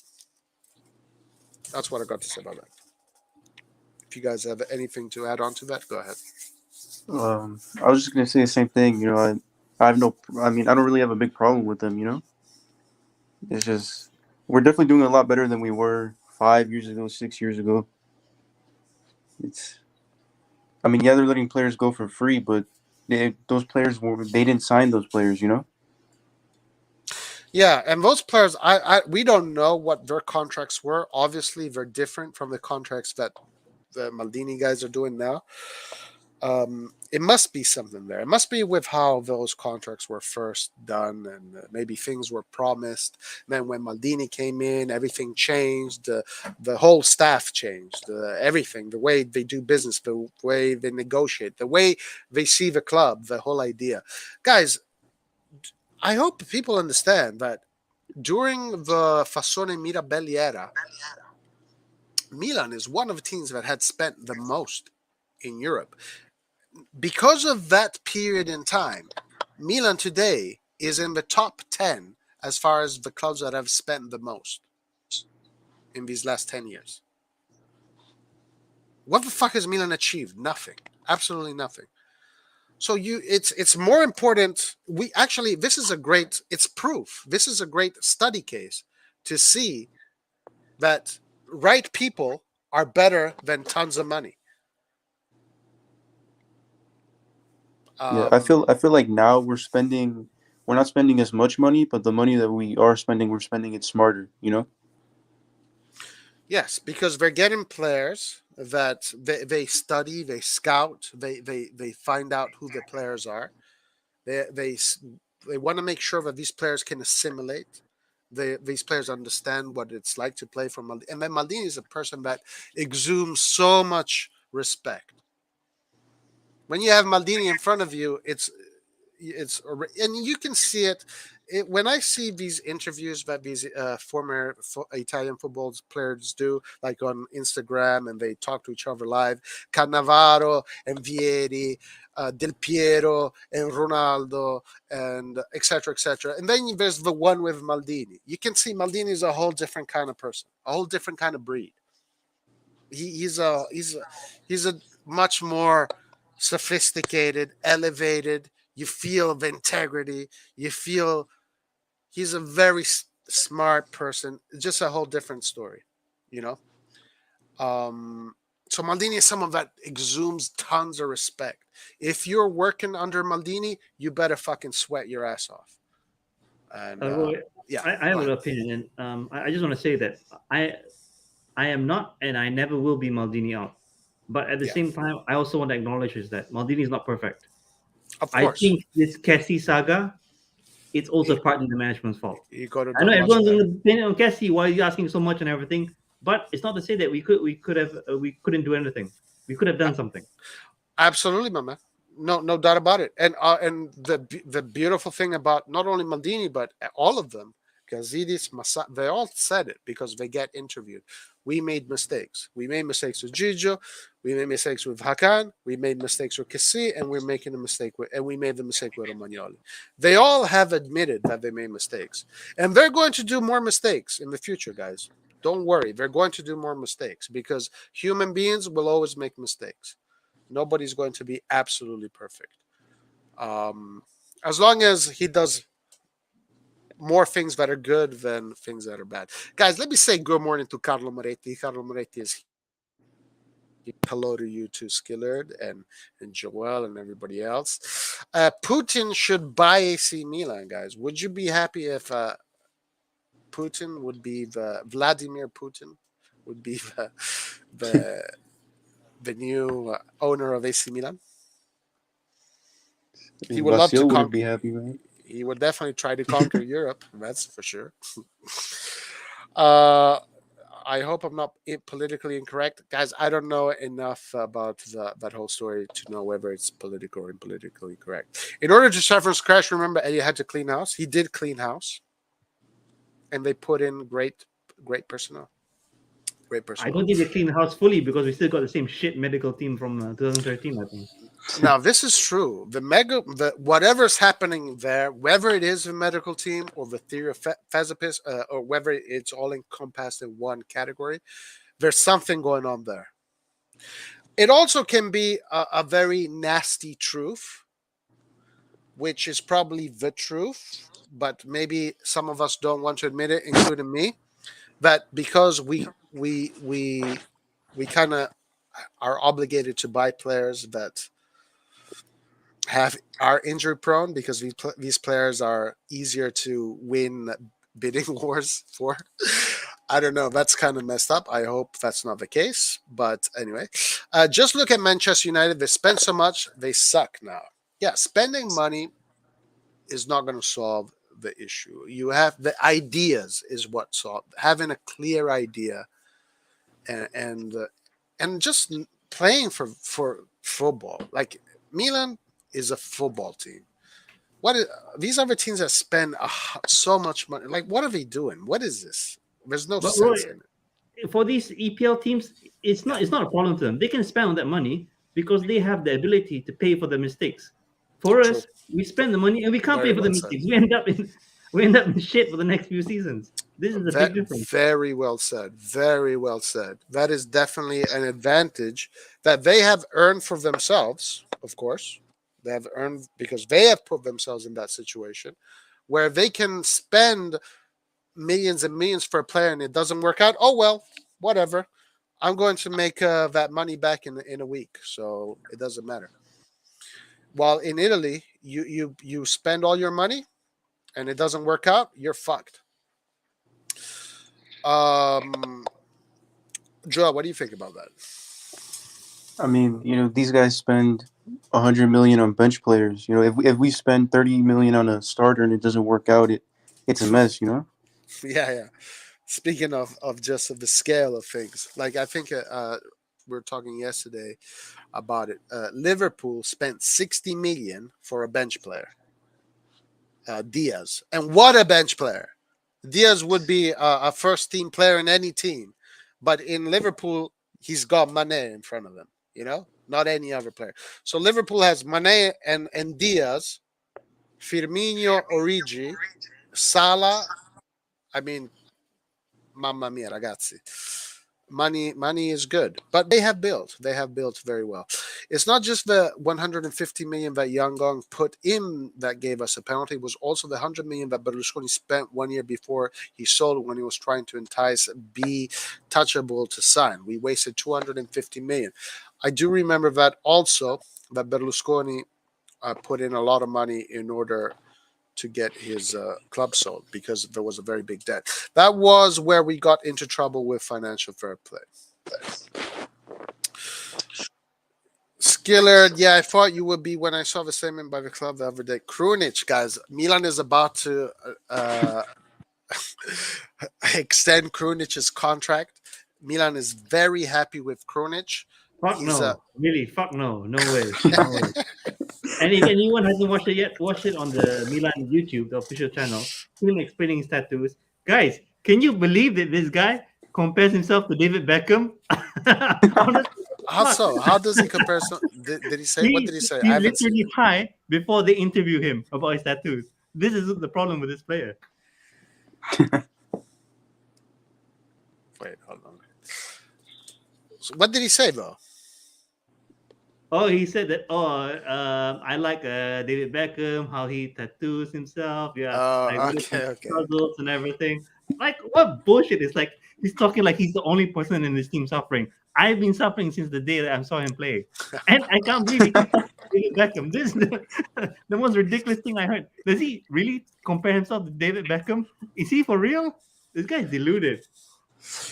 Well, unfortunately for Skillerd, Pioli, Maldini, and the whole management really likes Krunic, and they really believe in his ability to, let's say, be utilized in different positions, but also his ability to accept his role in the locker room, and it's something that they respect a lot. And of course, it's a good thing to have, but we all feel sorry for Skillerd, but Skillerd, it is what it is. Roy, this is what I was talking about earlier. We have players like Krunic who have absolutely no ambition. He's happy being a utility. I don't know what the fuck player he's doing in the locker room. Maybe he's arranging the shoes. I don't really give a shit anymore. But when you have these sort of players, how can you even challenge for anything in Europe? Oh, we don't have a player. Oh, let's throw in Krunic. Oh, but he doesn't give a shit about the next game. So why do we even have these human beings in our club? Which is irrelevant. Joel, what do you think about Krunic? I mean, we could definitely do better, but as long as Benacer and Tonali, are playing consistently and he's not starting, I'm fine. I'm fine with it. As long as Tonali, you said, is yeah. As long as Tonali and Benacer are starting every game, no shenanigans from Pioli, I'm fine with it. Gotcha. He's a decent bench player, Yeah. Look, Joe, we have a big gulf between players. Yeah? We have like Tonali, we have Benacer, who you would say are elite of the midfield. Then at the bottom of it is the absolute shit pile. We have Bakayoko and we have Krunic. And we've seen it before. What happens when Tonali is not able to play? What happens when Benacer is injured? We got to play with the shittiest midfield I've ever seen in my life. So this is why a lot of fans, and I don't get it, are willing to go out to defend Krunic and like Bakayoko for whatever reason. having a player is not the same as having a player who can play. You're just feeling like putting a name on a list. These guys are not good enough. What are we going to do when we have a problem with our main starters? And this is a big problem that we have. Yeah, well, again, unfortunately for Skillard, he's going to have to see Krunic in this team for a few more years. Now, how do I feel about him? I like Krunic a lot. I really like him. I think he's a very good midfielder. And I actually love Krunic. I think he's a brilliant player. I know this sounds very crazy to Skillard, but I think he's an absolutely brilliant player. And we are extremely lucky that he wants to stay with Milan, and having him as in the back pocket and when you need is something that Milan has done a lot also in the past with players like Brocchi, players like Simic, players that were good that didn't get enough time that would have been starters in maybe like mid-table teams, etc. But they had their roles. Brocchi maybe a little bit more than. I mean, Simic and Brocchi actually could have been even more than that, but if we compare it today, I can compare that. So teams do need these kind of players that are going to follow the project. They're going to be part of the project, and they're going to suffer. They're going to suffer, and they're not going to see the pitch as much as they want, but they're okay with that. And you need them. Every team needs them. Every team needs them. So, in my opinion, we're lucky to have Krunic. And I know. So, Skillard, you're going to have to witness Krunic's glory for a few more years, and No way, no way. Pobega is coming, Adli is coming, and Ronaldo Sanchez. Find something for Krunic to do. Yeah, he can be the water boy, the kid man, whatever the fuck. Just keep him out of the team, and I'll be fine. I don't even know why we have to register this guy. We got Primavera guys who maybe need time. I saw like this this Marco Nasti guy. If he's really sort of tearing it up in the Primavera, put him on the club list, on the squad list. I just don't understand like why we have to put people for the sake of putting people. Yeah, you can put the security guard, you can put the guy mowing the lawn, anyone. But why do you have to put Krunic and you have to pay him what, $1 million a year for this guy? How much is Kalulu making? Yes. Yeah. Unfortunately, yes. Unfortunately, yes. For you, not for me, Bo. No. With all due respect, not for me. I'm very happy with Krunic, but yes, unfortunately, Skillard, you're going to have to complain about Krunic for a few more years. And but you did bring a good point up. Pobega, Adli, and Sanchez. It seems a lot of numbers there. I wonder what this means regarding Pobega or even Adli, because it is a lot of midfielders. Krunic, Pobega, Adli, Tonali, Benacer, Sanchez, Bakayoko. He still has 2 years. We got to see whether he stays for another year. I wonder how they're going to rearrange the team. I've been hearing that Pobega, they're planning to bring back Pobega and try him out this time around. Yeah, you bring up a good point there, I gotta say. But it looks like Krunic is going nowhere, Skiller. Actually, Krunic, I want to say about Pobega. For those who watched the game yesterday, yeah, you could say what I see is a weakness Pobega. I think his passing could be a bit more precise. But if you see the goal that Belotti scored, you know who was next to him? It was actually Pobega. Can you imagine a midfielder with that sort of placement? Okay, I want to correct the record here. Pobega did not play as a midfielder yesterday, Skillard. The formation was 3-4-2-1. So he played as an attacking midfielder on the right. So he wasn't a deep line midfielder. He was more like they almost played him as a striker. I don't think that position is his great position, but that's why he was there in that space. He was pretty much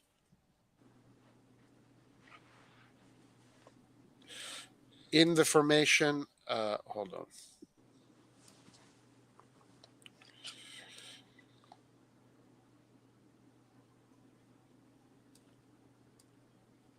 So in the formation, it was like this. This is how they played. I think it was three at the back or four. Was it 4-2, 4-3-2-1? But anyway, I can't remember. But Pobega he played in this area right there. So Belotti was here, the other guy here, I can't remember his name, and Pobega was here. So it makes sense that if Belotti is coming here to get the ball, you want this player to be somewhere in that area. What did you think of him in general? Both of you, Joel and Skiller. What did you guys think about him in general? Do you think he is Milan material? I think he can definitely help us out next season. You know, if we get another injury crisis, and I think they should use him. You know, if he does good, then keep him. If he doesn't do good, then sell him, because I don't think he wants to be loaned out again. Yeah. I think next year is going to be the decisive year, whether he's going to be sold or he's going to stay. Now, Skiller, just according to that game, do you think he's Milan material? If you were just to judge him for that game, yes, but you saw the whole game, right? Yeah, I did. Let me put it this way: I wouldn't start him for the top half teams, not because that he doesn't have it. It's just that I still think he needs a little bit more game time to develop.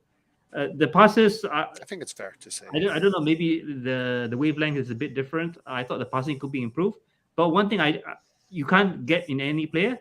This guy is big. This guy is huge, so he's not getting muscled off the ball. And one of the things that I really don't Very like it true. when our attack fizzles out is because we're getting dispossessed because we got Diaz who's getting knocked over. No one's holding up the ball. Once we lose the ball in the opposition half, immediately the team is on the counter attack. So we need like a big guy to press, to run at the players, keep the pressure on. This is what I think is missing from our team. Sanchez, quality player that won't get pushed off the ball, that will still bring the ball forward. Let's here see. So Skillard is entitled to his opinions, even if they're wrong. Respect the Bosnian Player of the Year. Skillard, you are talking about the Bosnian Player of the Year. You're disrespecting Bosnia as a footballing country. Their best player, according to you, is a pile of shit, garbage. Guys, and I had a brief exchange with Eastbourne in the group chat. Bosnia is a country of 3 million people. I'm not saying anything bad about the country, but it doesn't seem like he got a big pool of choice, you know. And he's only got the vote because Zeko is getting old. Miralem Pjanic is he's past his prime. So it's not like this guy has that much competition to go up against. So Yeah. that joke, everyone knows, and I'm sure people in Bosnia know it's a joke. But let's also remember that you have countries like Uruguay that only have 3 million people, and they develop some crazy talents. Belgium, a country that doesn't have as many as, I think Belgium is somewhere around 15, 12 million, I think. And you compare that to other countries that have 60 million, even 100 million. And yeah, no. I understand what you're saying. But anyway, Kronic is going to be part of this team because Pioli likes him a lot. Kalulu is going to get a bumper on his wages too. Yes, this news also did come out, guys. I think both of you are probably happy about this, especially you, Skiller, because you've been touting Kalulu's name since the beginning. Kalulu, we did see that they want to increase his wages. So they are trying to, they have found a big chunk of their core, and they're going to secure their core for the upcoming years. And then we're going to add a few more this summer. What are you guys' opinion on Kalulu, his extension? Where do you see his career going? Do you guys see him at Milan for a long time? Do you see him becoming a French international anytime soon? And I'm sure you can only say anything but negatives, positive stuff. Go ahead, Joel. You go first. I think Kalulu can be like our version of David Alaba. You know, he's a really versatile player. He can play anywhere along the defense. I remember he played left back in the derby, and he actually had 2 blocks against Vidal Right, that are right. pretty He crucial. came in at the end. He did good. Yeah. So I think it's good. We should definitely bump up his wages, definitely higher than Krunic. So yeah, I think he's good. I think he's gonna be here for a long time. Yeah, yeah. And what an operation, huh? What an operation. Skiller, what do you think? Yeah, I've been wanting Kalulu to be a part of the team ever since he joined us and he scored in that friendly. I don't know if you guys remember, but when we had the friendly against what team was it? We actually played in San Siro, and Kalulu actually scored.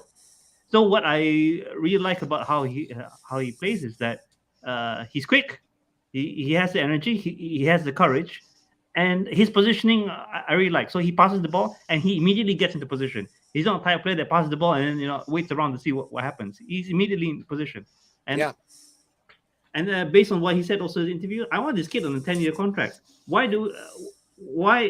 aren't we developing this player? But for that to happen, you have to keep playing him. And this is why I even said last season, if Cassie is not available, put Kalulu in as a CDM. I think he can do it. I really think he can do it. Because there's been a few games that I've noticed is that Kalulu is charging up the middle, trying to win back the ball. Yeah, this idea of Kalulu being a center defensive midfielder, I think it's been spoken about also. I think they asked him. Um, yeah, all good points, all fair points. I mean, obviously, I, I don't think any of us here can say whether or not he would be.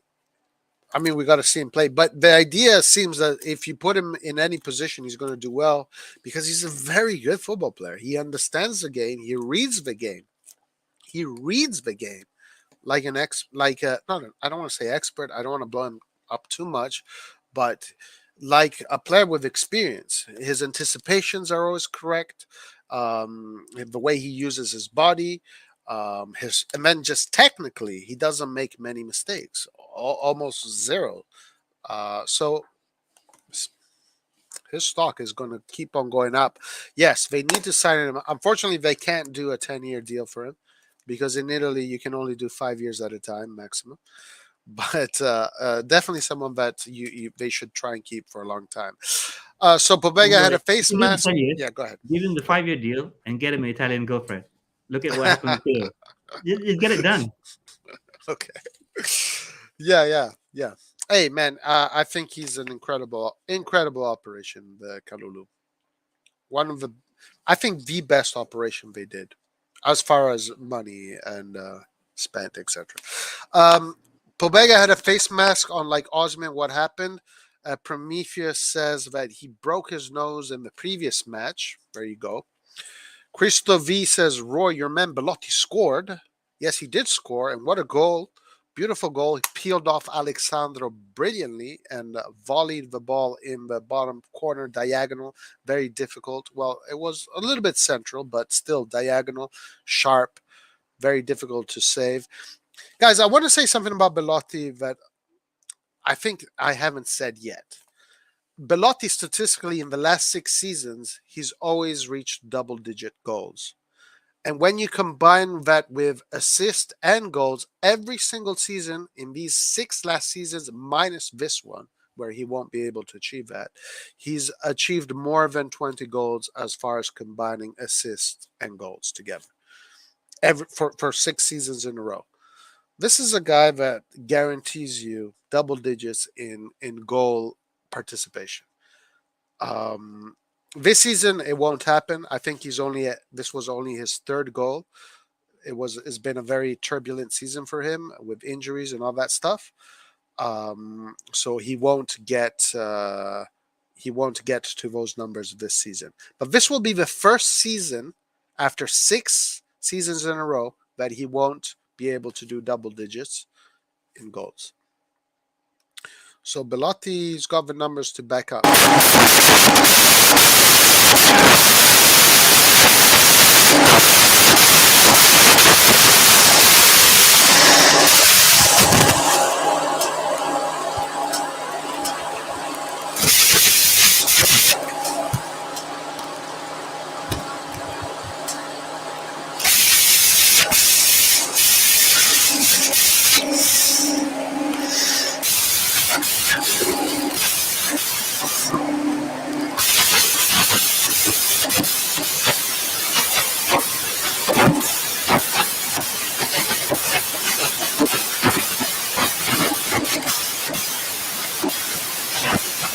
Roy, there's a problem with the sound.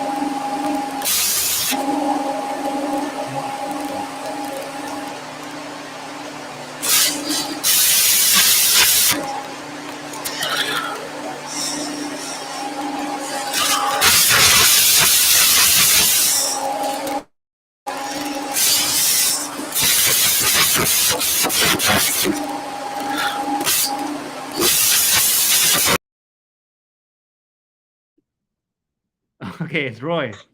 You hear me, What Joel? happened? I thought we were in a heavy metal mode, or some guys are saying that we are in the vacuum cleaner.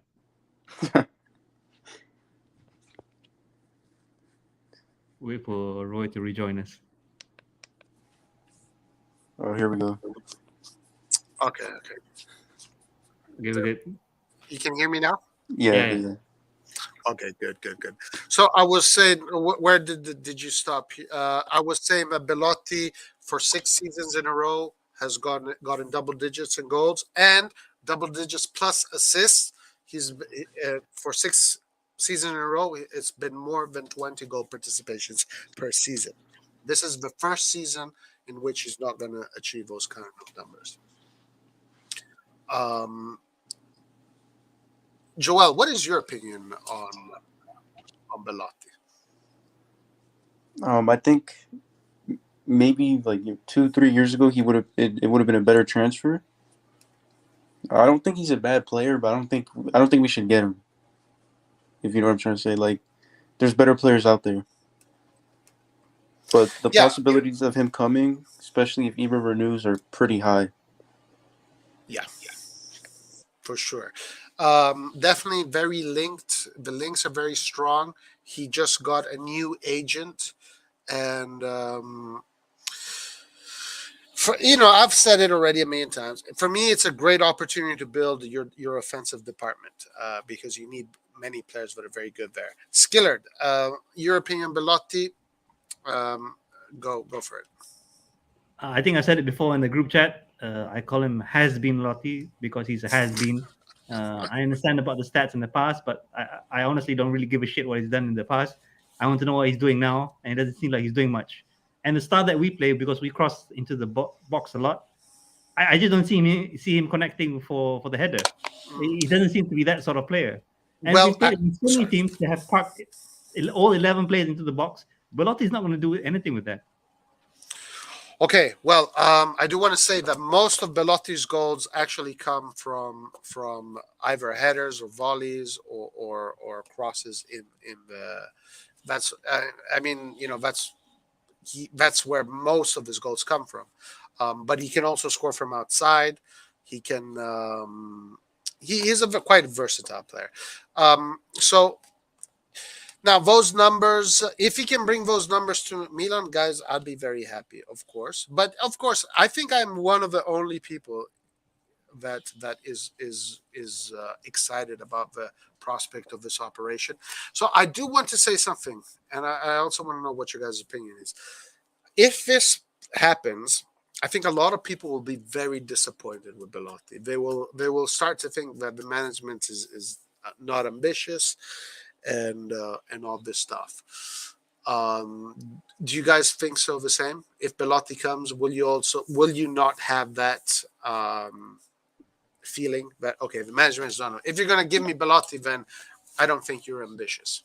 Yeah, Roy, they're definitely going to bring Belotti. But you know what else they're going to bring with Belotti? They're going to bring his wheelchair. Well, it seems like he's been injured a lot this season. And this is the problem that we have with the players that we sign. They're all living on stats. Yes, he scored many goals before. But what about what are the expectations of the next few years? And if he's taking a serious injury and he's not been playing a lot this season, I'm worried. Because all our players have spent so much time in the hospital is that they could even be called doctors. They have more time in hospitals than actual doctors and nurses. This is the problem with the team. You know what? It's strange you mentioned that. I had a car. I owned this car. It was a Monte Carlo SS, so a sports car, and it had so many mechanical problems that I actually fucking learned everything there is to learn about an engine because I had to bring it so many times to the mechanic. So it is interesting. It made me think maybe these guys are actually really are experts in medicine now. Belotti, I don't think he's nowhere near to be done. He's only 28. You still have 28, 29, 30, 31, 32, 33. A lot of goals in him yet. A lot of goals in him yet. I agree. He'll become Milan's lab's latest science project, but it can't just be Belotti, of course. Like I don't know if you were here when I was saying this. Look at Inter. Inter has Zeko, Lautaro Martinez, Sanchez, Correa, and Caicedo. That's depth. That's offensive depth. We were talking about Juventus, Morata, Vlahovic, Chiesa, Dybala, Keane. That's offensive depth. So you definitely need offensive depth, and you need Belotti, but you also need three others. You know, Ibra. I don't know if Ibra is going to be in the team next year. So next year, if you're losing Ibra, you can't only just get one. You need two more, because guys, we cannot think of going into the Champions League next year with Lazetic. Okay? Like, we cannot win the Champions League with Lazetic. It's not going to happen. Next year, we're going to need an Ibra, a Giroud, and a Belotti. I'm just putting these names there. It can be any name, but it can't be Ibra, Giroud, and Lazetic. It has to be a Ibra, a Giroud, and a Belotti. Three good players. A Sanchez, a Lautaro Martinez, a fucking, what you call it, a Zeko, a Diaz, a Mané, a Firmino, and a Salah. A Vlahovic, a Morata, a Chiesa, Dybala, etc. We need to have more than just one or two. So yeah, that's just my argument on that. Okay, I agree. He'll become a Milan lab test science project. There you go. My only question is that when Belotti plays for Italy, why is he so bad? Otherwise, for Torino, he's a solid player. Well, I think that I've seen him play in qualification groups where he did very well. He scored some really nice goals. In Italy, Immobile is in front of him. So, he doesn't get that much space. And when he gets that space, he doesn't have enough time to settle in, because he's not that player that is just going to come in, settle in, and destroy. Guess what? Neither is Vlahovic. He scored his first goal because he's excited. There's all the euphoria. He scored his second goal, which was totally luck, right? He tried to cross the ball. He tried to shoot in one direction. The ball deflected into the goal. And yesterday and today against Torino, he was inexistent. Bremen totally put him in his back pocket. Even Vlahovic is going to need time to settle. All right. Anyway. Yeah, bro. I think Vlahovic might be another Piontek. It could possibly be. Absolutely. Absolutely. Fiorentina, everyone, the game, the system made sense. I guess it was perfect for Vlahovic. It was perfect for him. At Juventus, there's other superstars. There's Dybala. Dybala wants to be happy. You have Morata. There's all these other guys that have done way more than Vlahovic has. Vlahovic just started his career. Vlahovic has to, I think Vlahovic is really young, and I think Juventus is a team that does have the know-how how to build players. I think Vlahovic is going to come through, but just slowly. Is he worth 72 million? Not for me. I don't know. Do you guys think he's worth 70 million? I think he's worth like 45. Yeah, that's what I think. I think that's more reasonable. But you would have the money, man. You do have the money, right? What about you, Skiller? What do you think? Do you think he was worth 70 million or not?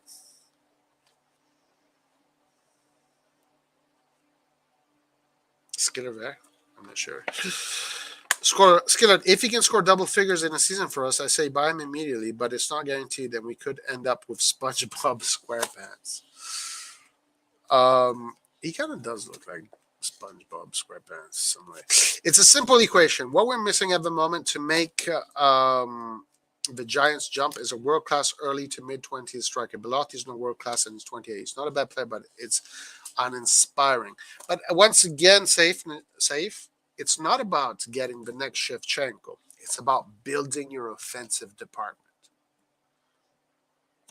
If you only had Shevchenko, you would have not won anything.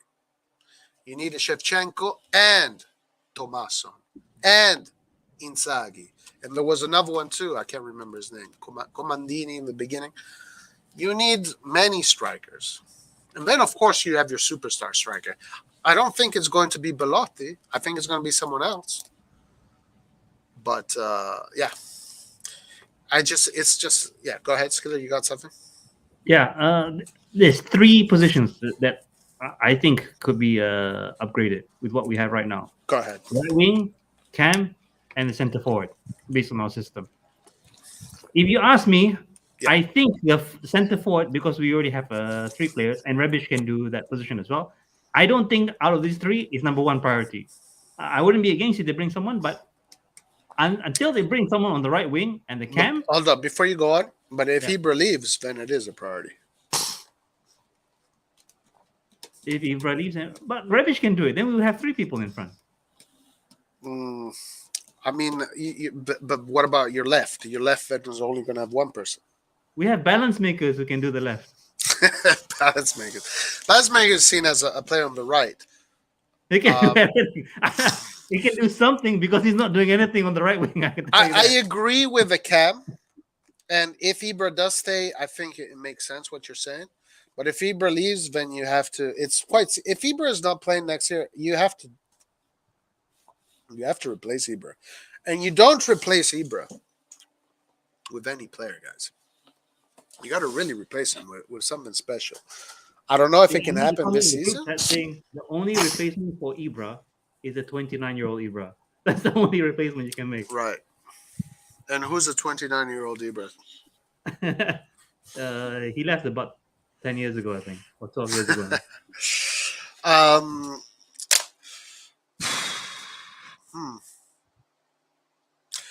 All these strikers, Jonathan Davis, Isaac, all these guys, I don't know too much about them. I don't know if these guys are the guys. Maybe Marco Nasti. Who knows? Yeah, I'd be willing to take a gamble. But can you imagine if we had Berardi, Leao, and maybe if Sanchez can do the cam? Yes. Now, I'm not so concerned about the center forward guy. All he needs to do is just hold up the ball for these guys to move into position. No. Yeah, you said it correct. Now, if we do get Berardi, then in that case, Salamakers can become Leao's second guy, because then you have Messias, Berardi on one side, you have Salamakers, Leao on the other side, and now Rebic, you can use him as also on the left, but in the center, and you still have the numbers you need.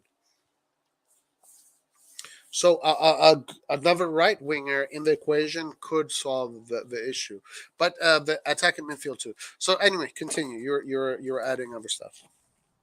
Yeah, Messias, he can do cam as well. By the way, if I'm not mistaken, based on the statement that I read, Messias actually played cam for Crotone a lot more than he played right wing, if I'm not mistaken.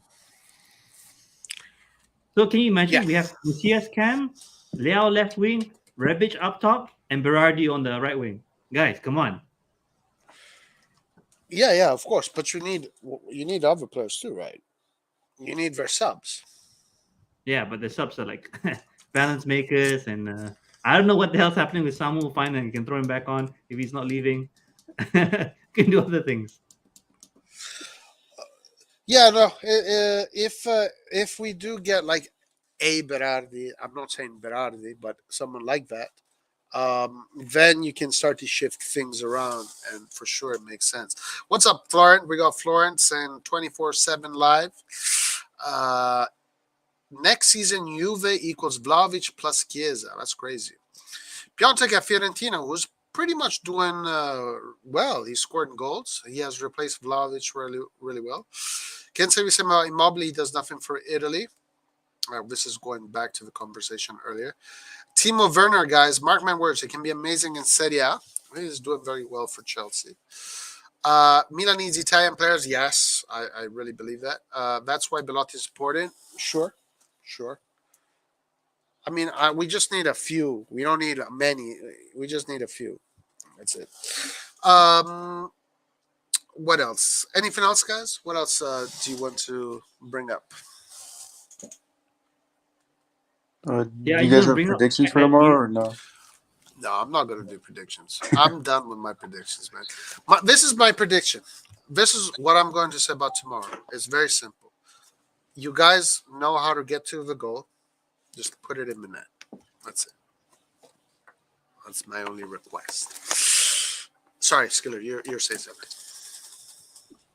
yeah, I'm just glad that the stadiums will be back to 100%. I think next month. Oh, really? So Oh, yeah, good news. That's good so news. the revenues should be back up, and hopefully this will be the push that gets us across the line in the Scudetto race. Guys, how much do you believe in the Scudetto? 1 out of 10. I'd say like 7. Really? I'm not, I'm going gonna hop on the train until it's like numerically impossible for anyone behind us to catch up. Okay, I like that. You're careful with it. Yeah. It's the smart thing to do. What about you, Skiller? I'm gonna go 6. I want it. Six. I really want it, but the medical team that we have, anything can go wrong.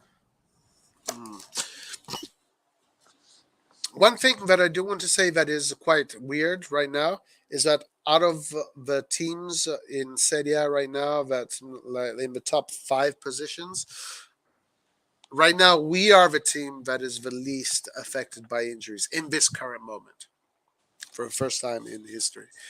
Uh, who, who who knows how long this will last? Atalanta has players that are out. Juventus is complete. All the whole defense is out. The only guy left is Delete. Everybody is out, and Inter also has a few, I think, injuries. I'm not sure. Um, I would put it at 9 out of 10. Um, I think it's just a matter of tiny margins, and that tiny margin is either Inter or Napoli.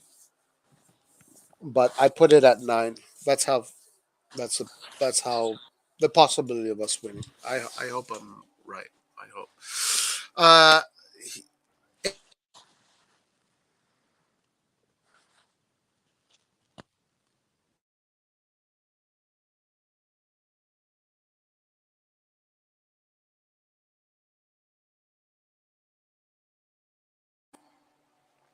Atalanta camp player. What is your opinion on him, Malinowski? Malinowski being linked to AC Milan.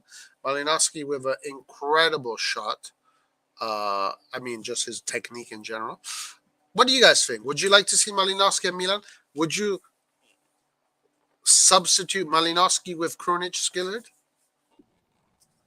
I don't want Krunic anywhere near the team, so anyone other than Krunic I'll take at this moment. But what do you think of Malinowski? Would you like to see Malinowski as an attacking midfielder for Milan?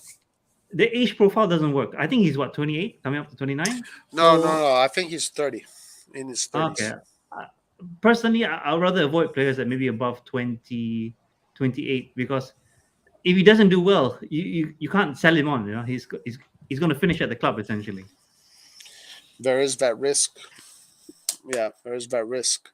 What about you, Joel? What do you think? I would love to see him at Milan. I think he could challenge Brahim, which could help out Brahim. Mm. Kind of like I think it was Calabria, right? They brought in Kalulu, and then he started performing a lot better. Mm-hmm. Yeah. So it could have that effect on Brahim. Yeah. Yeah, both of you guys have good points. The age is one factor. The other thing is that he is very good, and he would definitely give Brahim Diaz a little bit more competition. And also, Brahim Diaz might be the last year for him next year with us. So we need to start to think about that attacking midfield spot, and we need to figure out who's going to be the attacking midfielder.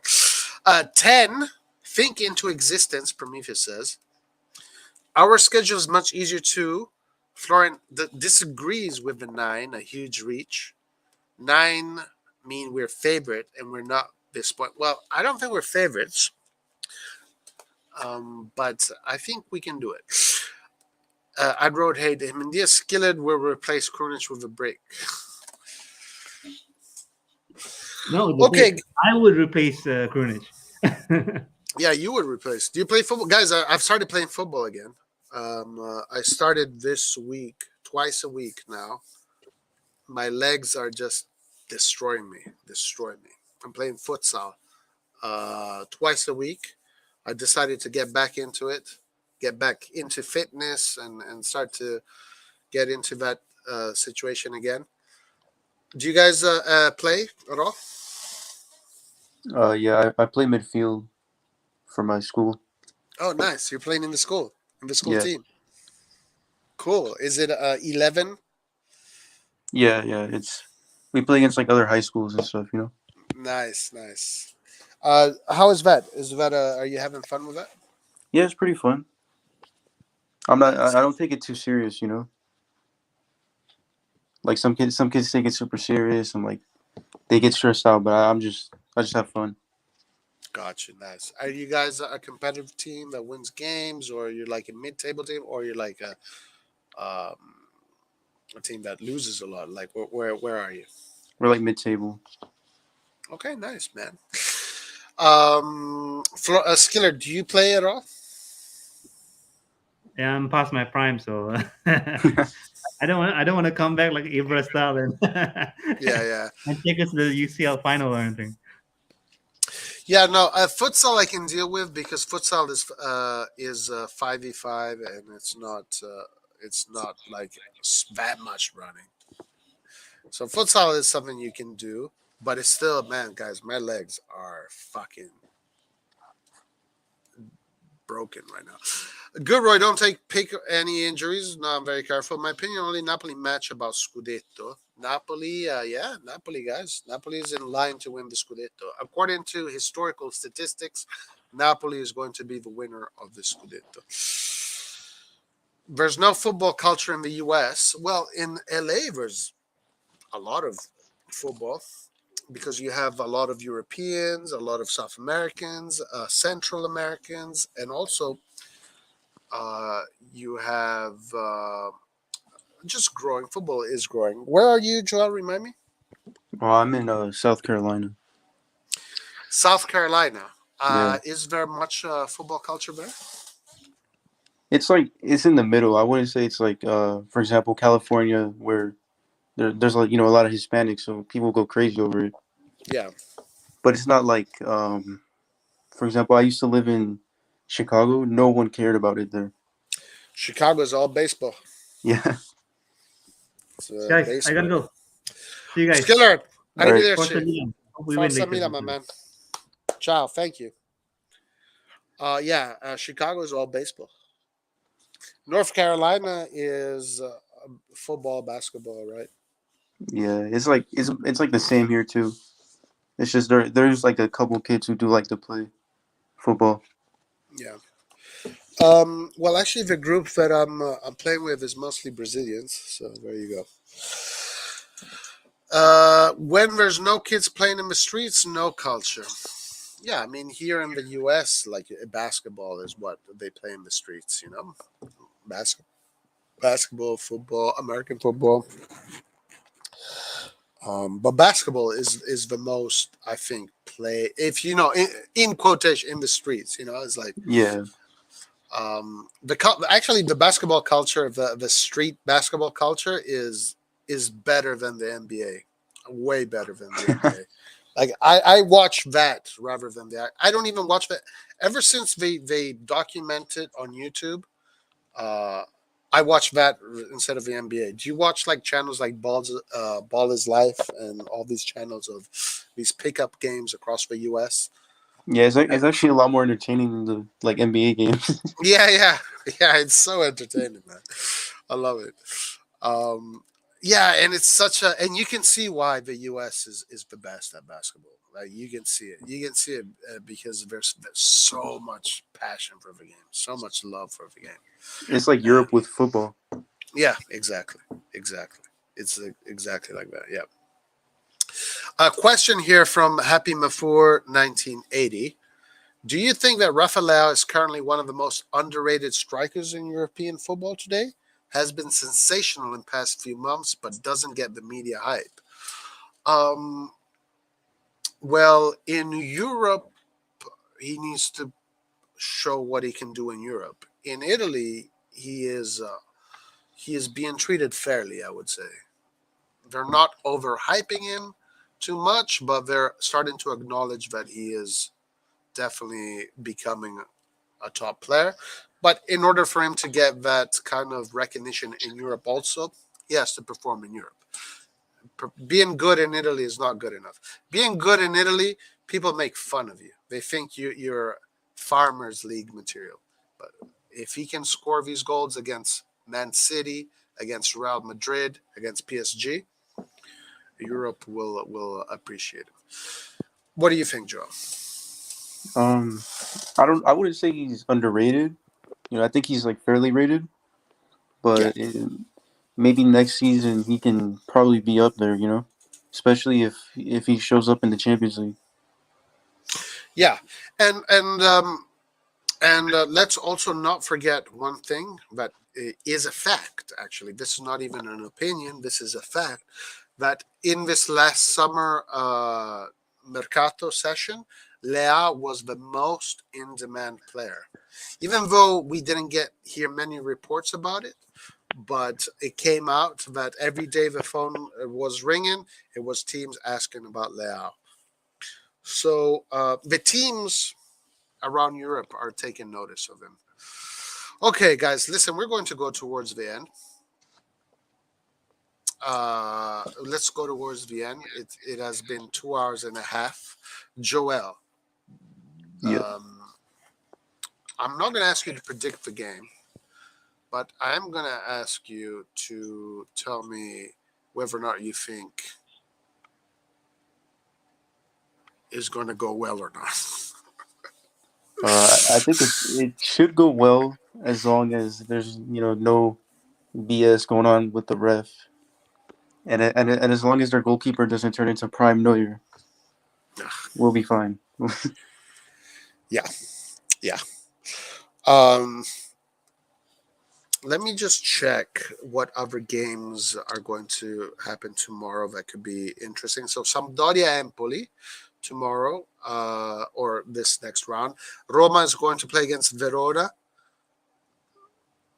Torino and Juventus already drew. Then the night game is going to be Salernitana Milan. The next game, the next day, is going to be Fiorentina Atalanta.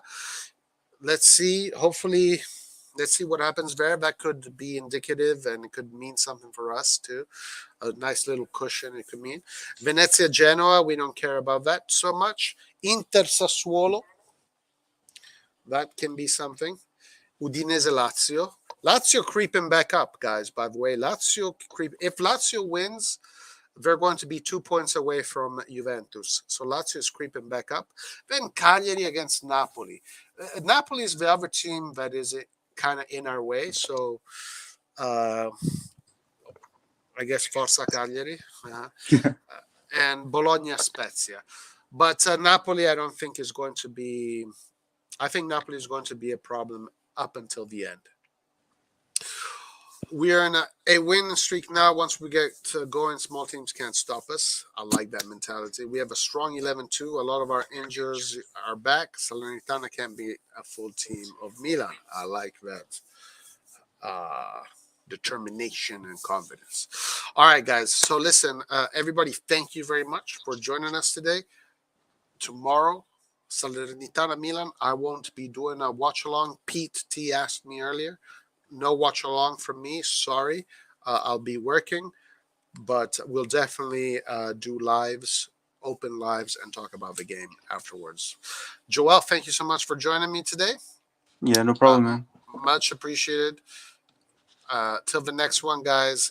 Arrivederci. And come sempre, solo una squadra. Forza, forza, forza, Milan. Ciao. Bye.